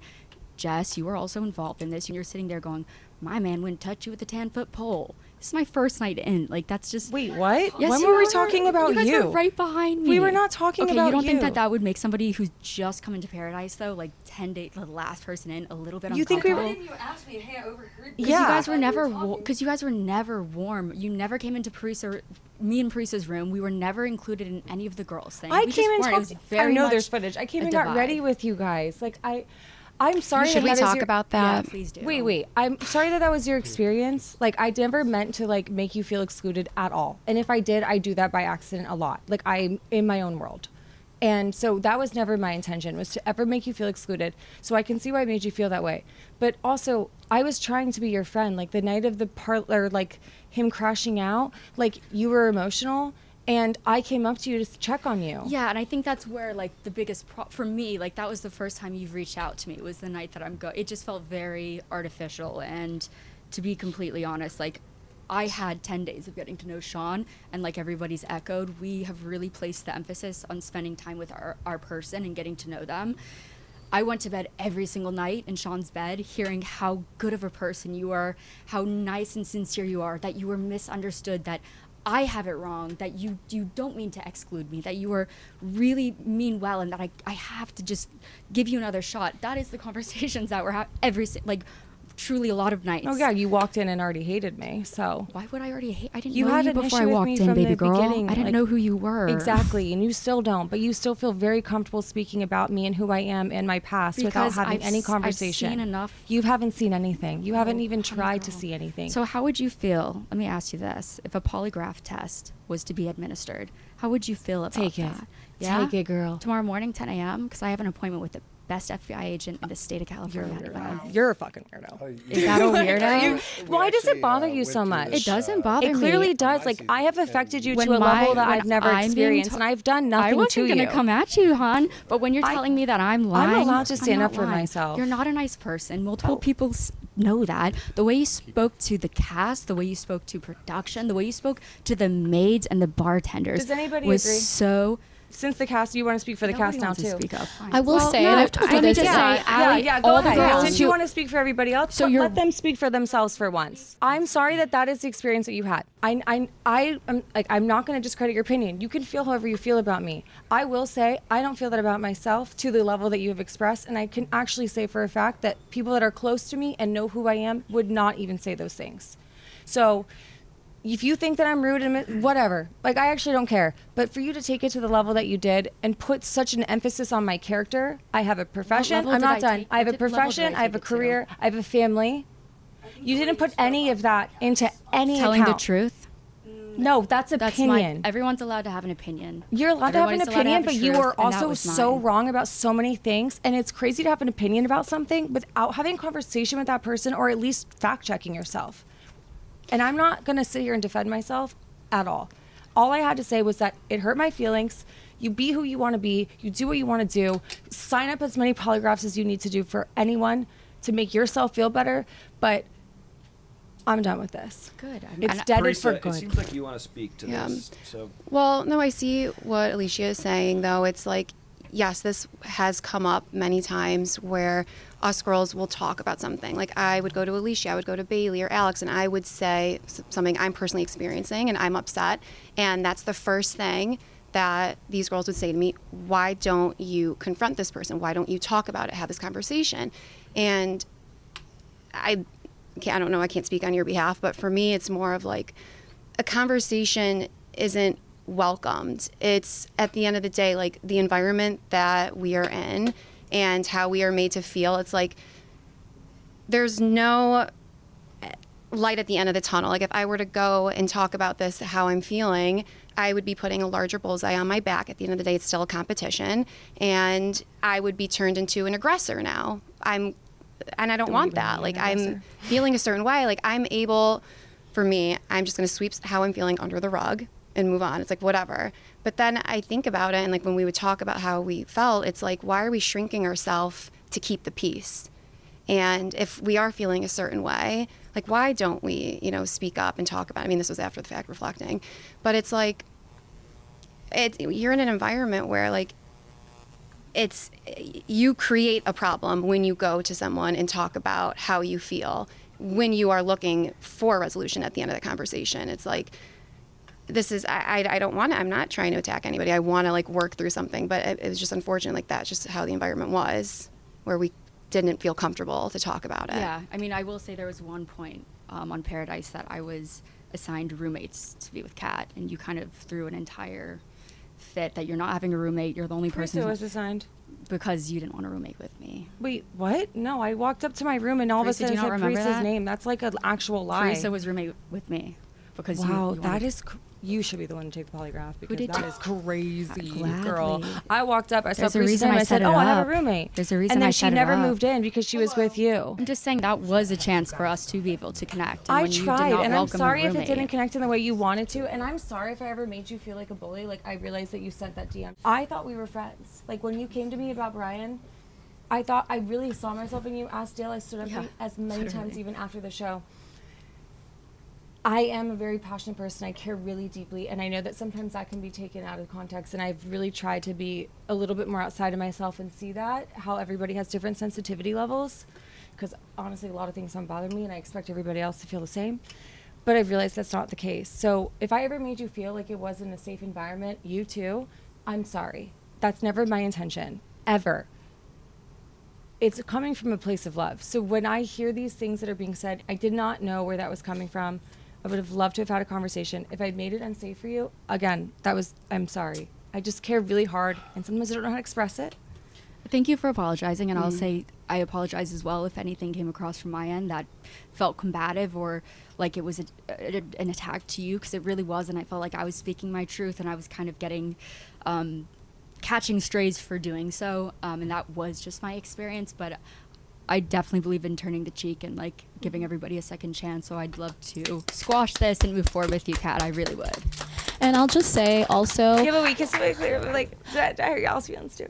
Like, What'd you say? Did I hurt your guys' feelings too, or No, did I I make will anybody just say, else and I've feel told that you way? this before, Kat, and I've said it throughout the season. I'm very sensitive, and I've told you this, you're so funny. It's like you have such good intention, but your delivery, you're so sassy, and like the way you say things sometimes, if someone doesn't know your heart, I think they can misinterpret it. But once you get to know you, you are a very passionate person. And I will say, like, I wouldn't have gone through all the season with all the hate that I got through, because of you. So I want to say thank you so much for that. Girl, I get it. And I can't speak on Alllyshia, different dynamics. I get it. But I think sometimes it's just the delivery. And if you just need to get, and you know that, we've talked about it. But It's been a thing. you do have a good heart. My whole life. So I just wanted to. It was just a lot of things were said that did affect my personal life, and I just wish that more time was spent to understand who I was before things were said with so much intent, like fact. Listen, we can't talk about season 10 of Bachelor in Paradise without talking about the biggest thing, the biggest shake-up that happened this season, which was the jury appears, everyone returning. Brian, I wanted to ask you, what was your thought, and how were you feeling when you heard that you were coming back to the beach? I was happy to be back. And, just the way things went on, again, I would interpret as the Bailey situation, like really put a target on myself. I don't really think it was the dynamic between Parisa and I. And I was happy to come back and make a decision on who I thought should leave with the money and who I thought was the strongest couple. Not really with like a revenge or spiteful standpoint, but I thought it was a good touch. Fan question for Alllyshia. You and Sean came back, dropped a cat bomb. You mentioned having no regrets. Do you still feel that way? Absolutely. I will never regret being honest. I'll never regret being myself, and that's exactly what I did. And if I went back, I would do it again. Now we've had this conversation, Kat, I would say I would have probably potentially had it with you. I'll be completely honest. Our biggest concern was like we thought that because you had lied about certain things, like the way that it was going to be misconstrued was. What did I lie about? I don't think it helps like go back. No, I would love to know what you think I lied about. Okay. You were in a relationship. I was in a relationship. Is that what you're saying? Yes. Based on what? Based on your ex-boyfriend who confirmed it. Where? So Kat's ex was actually my friend before I ever met Kat. And listen, exes can be complicated. I'm sure everyone here has talked to an ex after you've broken up. Were they in a relationship? Absolutely not. I had no loyalty to this girl. I actually thought she didn't like me, to be honest. So did Jonathan. Literally, I thought she didn't even like me when I first met her, which I only met her once before we met on Paradise. And I had known her ex for almost a year at that point. And they were not in a relationship. They were not in a relationship. And I know that he also said that today. No. I never actually. said that you guys were in a relationship, so that's misconstrued. It was more so the plan to get back together after Paradise. That Right, was so that was the way I said it, and that's the way that And that's it what happened. what this ex said to you? Yes, confirmed. I mean, I'm sure everyone was like, I was still going on dates leading up to the show, so I don't think that anyone was like in a relationship thing going on. I think it's just dating in this world. I feel like when you go to Paradise, it doesn't mean you stop dating. You're still dating multiple people here. Like you go on dates, you take people on dates. That's what I'm saying. sorry, I had a failed engagement. I'm listening. I'm not the right reasons, please. All right, like everyone has their own things going on. I think where I actually like draw the line, because there has to be a line drawn, is like the plan. Allegedly, the plan to go on Paradise and then get back together afterwards, on top of like that type of stuff. So did say we were in a relationship, or did he say that was No, the plan? that was the plan. Oh, right. So you then, broke so it what up. she said actually wasn't No, but valid. either So way, that's what I'm it was saying. an ex, Either but you're still way, in there's contact. just so many word of mouth Yeah, but things the that plan she said. didn't fall, like go through. Sorry. She found someone on Paradise. That's what Well, happens. that's when you find that's what I someone mean. else. Like if you're planning to do that with your ex, then you find someone better. I mean, like I it's a can little bit plan different to be too. the president. Doesn't mean I'm going to be the president. No, Like, I'm saying that's a little. It's just a like thought, listen, man. regardless, I'm like at the end of the day, I think that's where you draw a line. Like sneaking something in and texting them while we're about to start filming. That's a little outside of it. Let's address that. Okay. So when did I sneak something in? And if we think that this show, who took, I don't know, weeks on end to show one thing over and over again, that they wouldn't take that time to show me playing on an iPad or a laptop. No, totally. Sorry, not to throw you. I'm saying in general, like they weren't trying to hide anything. So it's like, where was that? That's not a fair assumption to make that I was out here texting this man consistently, and I know for a fact that is not what he said, and I know for a fact that he did not say that we were in a relationship. I don't know what else was said as far as like getting back together. I know he confirmed that we were possibly seeing each other before, because yes, I was dating before Paradise. I'm allowed to do that. I'm going on a dating show, right? But to say that I had a relationship or that I was consistently talking to somebody is not true, period. I would disagree. I mean, it depends on how you context it. I'm just yeah. You got some of the facts mixed up. It's quicker. Also, to like do. this, First this off, whole thing is like here's a the thing. like a big thing. Like that's Ultimately, 100% at the fact. end of the day, It's not. I I'm don't gonna show the give a receipts because I know fuck. he wouldn't give them to you this morning. Okay, hold on. Can I just dead something There's real nothing to quick? give. Because we Yeah, had there this is whole something to moment at the end, like before Paradise. I didn't know anyone coming into this. Also, like I feel like I can read people pretty well. What we went through in Paradise was real and it happened. So like all this other stuff that people are talking about happened before. I don't know whoever, exes or past relationships from Jump. I didn't care.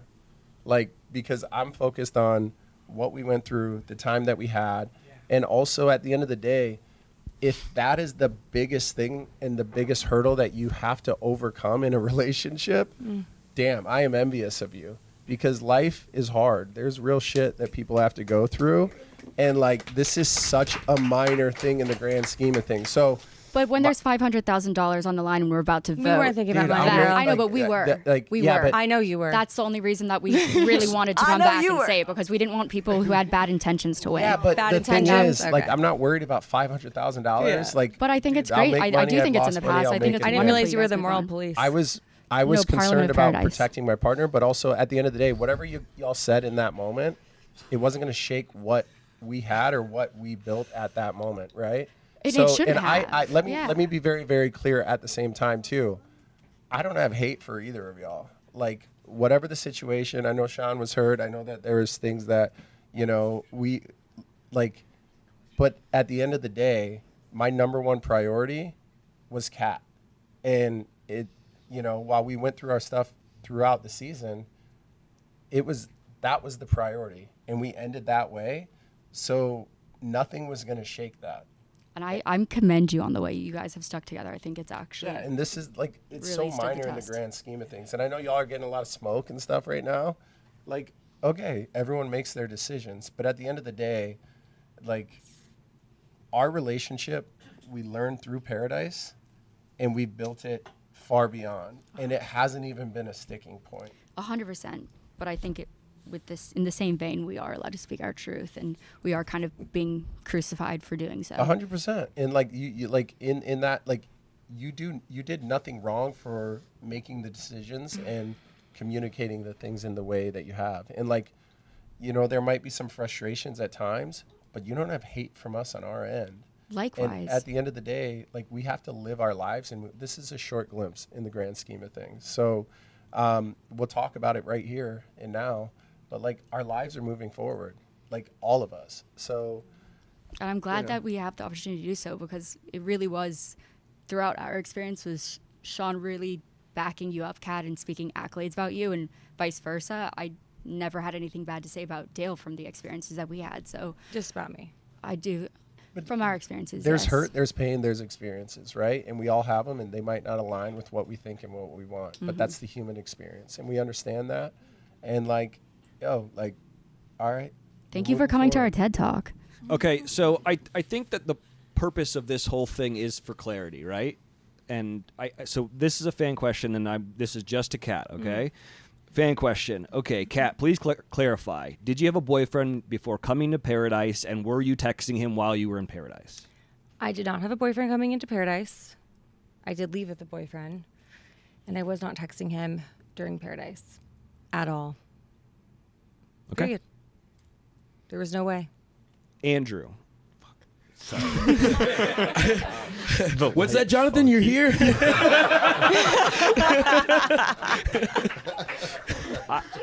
I gotta know. I'm hanging out in the corner, bro. I gotta know.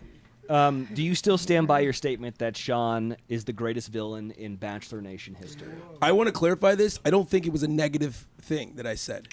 I love good villains. Of course you did. I want to make sure you know did. that villains are some of my favorite things in movies. Like Thanos, I love the Joker. I'm just saying, I was impressed By the execution? You go through Bachelor and you see, like, I had like villains on my season, but what I saw, I was like, oh, this is what people talk about villains are, and I was just like, that was what I saw. It was just like the attention you had, everyone lined up. I will say, your build up to where you were, it was just like, this is very villainous. And I want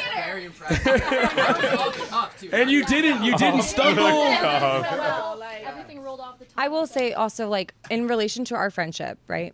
I know that perception is everything, and I'm sorry if you ever felt like there was like loyalty that was there that maybe like I wasn't expressing, or it wasn't reciprocated. There we go. There wasn't as much, like, I'm sorry guys, once again. Anyways, so that is like where I was always coming from. I never said we weren't friends. I did say, like, when I was asked, are we good friends? Like, aren't you guys good friends? I was like, well, I wouldn't say good friends, because in that moment we really hadn't like talked every day. We did talk leading up to Paradise, but the way that things were moving during the day, I was really confused by your actions, because that wasn't the Sean that I like aligned with or knew. So that's where I was coming from. I knew the emotions were really heightened in the moment, which is exactly why I called you later, like a couple weeks ago, and we talked through a lot of our, I guess, perception of the situation. But when you did what you did and how it was done, the emotions did not just come from what was said. It was literally, it brought me back to 2 years ago in Paradise, when things were just coming at me every day, and I felt so overwhelmed and attacked, and all I cared about was his emotions and helping him. I have somebody that I don't know, like, obviously things were said to my ex that I don't know what was said, and I had no way to reach him. So it's like, I felt like my power was completely taken from me. So that is where a lot of my emotions came from. I don't think that you are like this horrible person. I think you felt really hurt. And so I don't have any hatred or negative emotions towards you. I do wish things were done differently, because I think we deserve that. But I hope you know, like, I wasn't like, I'm not friends with Sean. I just didn't agree with your behavior. And as a friend, I'll always tell someone that. Again, like, we don't necessarily get full context in this situation. So, like, you hear things, like, from other people, so then you make, I guess, assumptions of what's going on. So, like, to give context to people, like, this was, like, me and Kat know each other for 2 years. And, like, based on Paradise last time and, like, our relationship in Tampa, like, her name gets brought up a lot, and I've always been there to like defend constantly, on camera, off camera. So like the way that I guess took it was like, as soon as the cards came against me, she didn't have my back in that situation. That's why I felt so betrayed, because like, you guys don't see, obviously when we're not on camera you don't see it, but that was like 2 years constantly, like, always coming to her defense. So that's why I kind of reacted the way I did. She spoke highly of you though when Jill came in and all those things. Like she truly did. Like, I feel like you and I, developed a quick bond right away, because, like, she vouched for you and spoke very, very highly of you. So, like, the moment that happened on film or on camera, I wasn't there, but I can say that she did. She really, really did. No, totally. I think like if we had like maybe had another conversation before that went down, we could be like, no, dude, I'm like trying to protect you. Like, I'm not coming after you. I don't think the girls are coming after you. What I was saying was that in 2 days, it's going to be all couples. We're going to have to vote for each other, and everyone's going to be at odds. I think we should just wait till the next day when there was a rose ceremony. Yeah, I mean, that was just a bad business you move. did say something that like on camera that was pretty poignant. That you said you had receipts. Yeah. Like, so Are there receipts? Like, do you have a love letter? Well, What I is think the there's truth here? the truth is there's receipts. I think it's somewhere in between us. Was she texting her ex when we got to Azura? No. Do I think you were texting when we were at the staging hotel in Costa Rica? Yes. So I think there's somewhere in the middle. Do I have the receipts? The guy, won't mention his name, he doesn't want to be involved in like any of this, which obviously I get. So I wasn't really hounding him at all that much. I asked for him today, just not in like his text messages, like love letters, more so just like timestamps, like, hey, I'm not lying about the iPad thing, whether or not there was a plan or love letters. But regardless, when we came back in, it was like, you have that, you have all the time in Paradise leading up to that point, you have Kat and Dale, Jess and Spencer, one of them gets a chance to win money. I was like, well, I felt more confident in those two love stories than the other one. So, but I had a conversation with this person when we left, when we got eliminated. I was given my phone for like, call my family, call my friends, and then called the other guy. You couldn't get a camera on him for that, Yeah. guys? Yeah, come on now. Jeremy, I have a fan question for you. You said there were people with you at the final rose ceremony who said they would never vote for you. Who do you think betrayed you in the end? I mean, they're my friends, but I mean, Spencer and Dale both said that. So, listen. I didn't vote for you for the. I'll say like. Wait, listen, yeah, no. So like, Dale, I get, because like we were roommates. We were talking about we wanted it to be us two in the end. That's the only person I was really aligning with. But I do get it from his point of view, where when it came, when push, whatever the fucking phrase is, push comes to shove, like we realized it was going to be one of us two going home. Yeah. So I did get that. Spencer, I love you, man. I wish what Spencer said to me is that like he didn't want to vote separately from Jess, and I was like, me and Bailey had made the decisions to vote together sometimes, and we'd also made decisions to vote separately. So, listen, I love both of you, I really do. If you want to send me a check for like a few $1,000s, it's cool. But I think they. Like at that point, like me and Bailey had something so strong that like we weren't trying to sway like anyone like Keith and Kathy. We were ready to go home if it was our time. But we weren't trying to sway you. But then when it came time, like with the jury of peers, you could respond to that after. When it came to the jury of peers, it wasn't a personal thing. It's like they both voted me. I already knew Spencer and Jess were going to move forward, but I wasn't going to vote for them to move forward. Well, we were all strong couples. And I also had no idea they were planning on getting engaged until after that. What I will say is we've talked a lot about strength of relationships, strong relationships, not strong relationships. I think we were all put unknowingly in a impossible situation of judging other people's relationships with little to no context, as we've seen now watching the show back. 90% of the things said, I had no idea that anything was said. And when it came down to voting for either Jeremy or Dale to leave, Jess can attest to how torn up I was about that, because when I pulled back, both Jess and I, we had voted separately beforehand. Mm-hmm. We had agreed from here on out we're going to vote together. Why? And we agreed that we needed to come to a consensus together, because from here on out we were voting on couples. It was all strong couples at that point. It's strength of couples, right? It's all your friends. And it's so all strong couples. For me, the big turning point for myself, because I was originally expecting Dale to go after us. We had a conversation, and Dale told me that, hey, it's based on strength of relationship. Obviously, both Dale and Jeremy were roommates. I was expecting him to vote with his roommate. And when he said, we see how strong you guys are, we want you to be able to stay together, it made me actually pull back and look at everything and say, okay, if I'm truly assessing everything as strength of relationship, where am I going with it? And at that point, it's like cutting hairs, and it's so little context given into different relationships. Yeah. Both Jess and Kat were closer, so I heard more from Jess about their relationship than I did about both Bailey and Jeremy. So it wasn't any slide on Jeremy, and I apologize, because I did say that I would never vote for him, and I apologize for that completely. And that's why I also have absolutely no issue with Jeremy voting the way that he voted. I love Bailey, love Jeremy. I'm so happy they're together, and I'm excited to go Disney World. Kathy, it seemed like you wanted to pipe up a little bit when it came to Jeremy and Bailey. I think that I know what Kathy's talking about. So basically, when the night that we figured out we were going home, we really didn't spend time trying to sway our friends. Besides, like, obviously, you guys had conversations. We had a conversation. We were aligned. And I think what was frustrating, was that Kathy had decided that she wanted to pick who she thought deserved the most money. Mm-hmm. And I think that was really hurtful for us because just because I have a ton of nice things has nothing to do with. Have you ever thought of like what? Just not? Yes. Well, Kathy, you said that the way that you were voting that night was because based on who you believed needed the money the most, which I understand why. Obviously, Alexandra won the challenge. She's poor. I get it. You know what I mean? So like, I understand if they were on the chopping block, but like, I think the reason why we had a conversation with the both of you was to be clear that. I think that none of us can attest to anyone's financial goals in the future, financial decisions, and I think we wanted to make it clear. We were really, honestly, we didn't spend time swaying anyone because at that point, like, everyone's minds are made up. It was up to you guys about what was going to happen. So, first of all, I love all of you guys, and I think each and every one of you know that.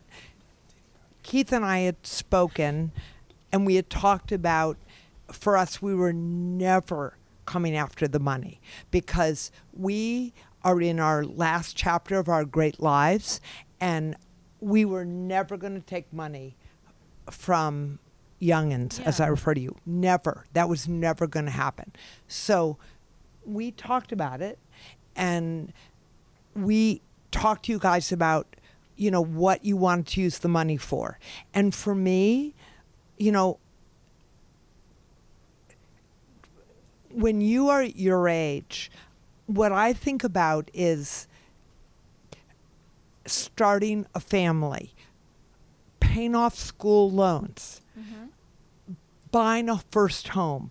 All of those things I've done. I've lived that life. Yeah. So for me, it was, I've said it how many times?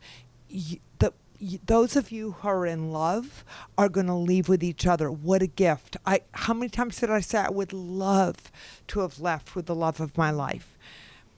Having said that, once money comes into it, the money is separate from the love. And so those couples who I believed, rightly or wrongly, could use the money to start to pay off loans, to buy a home, to pay off school debt, whatever it was. That's how I voted. And when I interviewed everyone, Andrew and Alex talked about paying off loans and starting a life. And Jess and Spencer talked about buying a home and building their life together. And honestly, I love you guys, and you know that. You guys talked about traveling together and seeing the world. And that's what you... We also talked about buying a place together. So that's... There's nothing wrong... Wait. There's nothing wrong... Wait. By the way, a lot of people have student loans. I know. Believe me, I paid 10 years of school loans. And I think not everyone feels comfortable talking about money. I get it. And but I never... in the moment, and I just said I never said that I did the best I could. Keith and I did the best we could. We are so grateful to have all of you in our lives. And we did the best we could in the moment. But I also just want to say I never tried to, because we were already safe. I just want to make it clear that I was never trying to get votes for my student loans. Like, it was just something I was like, no one thought that, Alex. Wait, I have a question. I have a question for the group. Would anyone choose the money over love here? Bailey and I talked about this because we thought we were going to, make it a further night. And we were like, what if the final challenge is like choosing money or love? And I said, listen, you guys thought about that? Yeah. I was like, I will choose the money and take the hate. And I know we could just see each other the next day. That's so smart. Yeah. And then we can just date secretly. Have more money. And not go grocery shopping. Well, hold on. Would you even like... now I can buy whatever I want. No, were you like, I'll take the money, but then I'll split it with you? Yeah. I would need that in writing. And I don't think, I feel like we trusted each other enough. Like, that was kind of our plan, I think, I asked if she wanted the full thing as soon as we got off the show, and she declined. She was like, no, that's not what we're doing. Like, I have my part, you have your part. And obviously, she's gonna be moving to Chicago soon, so it'll be for us. It's not like, I'll put it in a shared account. You're gonna invest. We're talking about Do you want to pay off the rest of my school debt? Leia and Jonathan, we haven't really gotten to hear a lot from you. We're just locked in on Canada. Start yapping just to get a few words. So, I mean, like, Leia, is there any possibility of a romance between you two? No, sorry. I'm okay. I'm alright. Can I tell you, I thought it was coming. I was like, really? I thought it was about to flip. Because you guys were getting so close and you were laughing so much, I was like, oh, this shit's about to happen. Like, you guys are about to flip and you guys are about to be in love. And I'm like, I can't. We just get along so well. Yeah, Look at the compatibility test. That would have broke the scene. Yeah. I feel like that would have been crazy. No, I love him, and I truly, I don't think I would ever want to jeopardize like the friendship that we have. Like, I don't know, we just have like such a nice friendship going on, and like, yeah. What? Date already. Jonathan, Yes. you talked about kind of not being in the right headspace coming into Paradise. Can you expand upon that? Like, Yeah. What are you thinking? I think getting asked so far in advance put me in a really tough position. There's a lot of positivity behind me, and it's an amazing, incredible thing. I don't think anybody would deny getting all the love, especially after watching shit back and you see all the hate that comes. You're like, I would kill for that. Yeah, I think anybody would. But with that comes a pressure to perform the way people expect. I think the first time was like very like good guy. So in people's minds, I'm this perfect person, not just a good guy who can make mistakes. So I'm going into this scenario and I'm like, fuck, I got to do right by everybody. I want to do this right. And I've been waiting so damn long. I'm so excited. And then I get there and, I try with Alex and, it's just not right for us. Her and I, again, are great friends. Kat and I, we talked for like a day and it was way overstretched. I think we all You weren't in know love with that. me? Don't come on now. And we ended up being good. And then, I think people just came to the beach that I just didn't have a romantic spark with, and it was hard. I cried to stay to go multiple times, and it was just hard. I'm watching some of my best friends that I've made from this show fall for their person. Leia can attest to this. I would cry every day. It's hard to watch your friends fall in love, especially when you can feel how real it is. And then you're there and you're like, fuck, I want this to work too. Okay, and but it was tough. Tell me what your type is, because Oh my gosh. I love need this. to know exactly what we need, because we've been throwing Exactly some what you need. beautiful women your way, and I need to know exactly what we need to bring to Paradise. Yeah, next year. somebody actually commented this, and I had to take a long, hard thought on it to sum it up into one thing. And I'm not chasing a look, I'm not chasing specific attributes, I'm chasing a feeling. I want to talk to somebody, I want to feel butterflies, I want to feel that excitement to not leave your side. So obviously you and I got very close in Paradise, and I think what being in this experience, coming back from people and all these things, we met each other at a bar a couple months prior. You wouldn't even talk to me. I think you were so in your head about I want to make sure that it's perfect, right? And when we set these expectations of how things are going to go, it is a disservice because it doesn't allow you to fully let go. Yeah. And that happened to me the first time in a way, but a little different. But in these environments, it is really difficult to even find that feeling because there's so much outside noise even in your own head. And I think that's kind of what was happening. And I kind of clocked that and I was like, nope, already been there, done that, not doing it. But I don't think it's a negative thing. It's just a growing moment. And this is what this experience allows. We get to watch ourselves back and be like, okay, I'm going to take this into my life now. 100%. Yeah. Bring him back. Thank you. Yeah. I mean, because we talked about it multiple times, dude. you and I. You were 100%. literally me. That literally was me my first time on Paradise, and I was miserable. And women just kept coming in, and I'm just going on. I'm like, I don't want to be here. I have nothing left. Yep. Once the girl that I wanted to talk to, that was deaded. I was just like, Stop doing that. I was just like, what am I doing here? Yep. And Wells a ton of times had to pick me up and tell me to keep going. And I think that made me become a little bit more mature, more everything, best shape of my life right after that Paradise. Yeah. And then like obviously I got another shot, and third time's a charm. So I'm telling you to get back on and do this again. Also, those conversations were so helpful too, because Yeah. I was like, am I like alone in this? And I'm No, stirring, and I'm like, I wanted this to work for the last 10 months. At the end of the day, you just have to just be yourself, and whatever happens, happens. Like I was okay with going home. If like I would be okay with being a Susie. Like I came in there and not like found anyone. Yeah. I would have been so good with just going home. Yeah. Like that was that was totally fine with me. Yep. But I feel like that's the same mentality you got to go. You know what I mean? I feel like you try to create this perfect love story. Yep. Like, man, I was thinking I was gonna get proposed. I was like, can I get a helicopter? Take me somewhere else.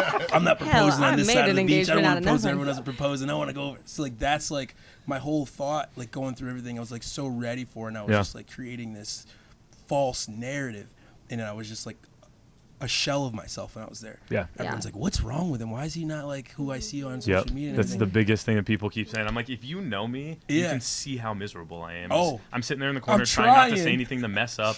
Like, the reason I made it so far too is like, I want to make a joke about it every time, but I'm like, I'm a man who learned how to shut the fuck up and just let her do all the talking. I was like, so I just zipped it. Damn, I wish I learned that.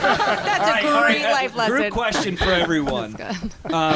Did you have a good time on Bachelor in Paradise? Yeah. So much fun. Some people had better times than others. I had a really good time. I mean, We had a lot of seriously, fun. are you really comparing It was this so to much Golden better. Bachelor? I think the most fun, I mean, I don't know about you guys, but the night where I was Jeremy's birthday and we were all in the pool and we just all felt all connected. I just Wait a minute. Yeah, where's that footage? Oh, and Kathy's birthday. What did we do for your birthday? I did a body shot. But it just felt like everything was, oh my gosh, my English is like light, and we had put everything behind, and we were just like together as a group. It was the voting. The voting threw us all off. I loved the challenges. I thought it was great, but then the voting, it. Well, it put us in a position where like, yeah, we didn't want to do that. Yeah. But I will say, not having people come in allowed us to really like. For me, it took the anxiety away of like, oh well, my man's just gonna leave me tomorrow and like make me anxious and insecure. So like to know that like our focus is each other and I don't have to worry about what's gonna happen the next day, did help. Yeah, better connections at the end. Like we Way have like better such connections. strong couples that came Yeah. out of this. So I think it was a I plus. loved playing in the pool. Yeah. Leia and Allysha are like, well, I wish somebody would have came in there. And I also want to preface this, like I've seen online, like this is just the worst cast of people. I genuinely never felt like anyone was rude to anyone in front of me. Besides, obviously, the last part was kind of crazy, but you're the villain of the year. But other than that, Everyone like thought I Batman felt like was a it was villain, just too. such a good mix of people that I didn't know. I didn't have any friends that I knew coming in. Like I hung out with Sean and Dale once, and then I knew of Jeremy, but I didn't like know him. So I felt like this cast was like I had to create new friends, but I also had to create new relationship with like the people you were with. Yeah. So I think it was a really well done thing, like bringing everyone together. And like I said, the drama was kind of not existent for me. I didn't really feel like there was a lot of drama like in your face. Like I feel like every day everyone was very kumbaya, very, very good, very having a good time. So I don't want to like have the show be tarnished because of like what they might have saw compared to what we felt on the beach. Well, listen, closing words here. Listen, I've done 8 seasons of this show, and I know how hard it is to let yourselves be so vulnerable and open up to so many people. And I thought you guys did it the best of any cast I've ever experienced. You all gave everything to the show. And to the people out there that are showing hate to a lot of these people that I love a lot, you have to just remember that you guys are real people. You have real feelings, and words really do hurt. But I applaud you guys all. I'm glad that it worked for some of you. I'm glad you guys had fun. I enjoyed making drinks for you all summer long. They didn't show me tipping you Hey, first. Wells. They didn't. There wasn't I was one. the first and only person ever. Can you make the drink stronger next time? All right. That concludes our Paradise reunion. Thank you to everyone for tuning in to Bachelor Happy Hour's Bachelor in Paradise Unplugged. It's been an amazing evening. I want to thank the entire cast and the crew for an amazing Season 10 of Bachelor in Paradise. And to all our listeners out there, make sure you subscribe because we're not done yet with the Paradise content. We have more interviews coming your way that you do not want to miss. Thank you and good night. Please drink responsibly.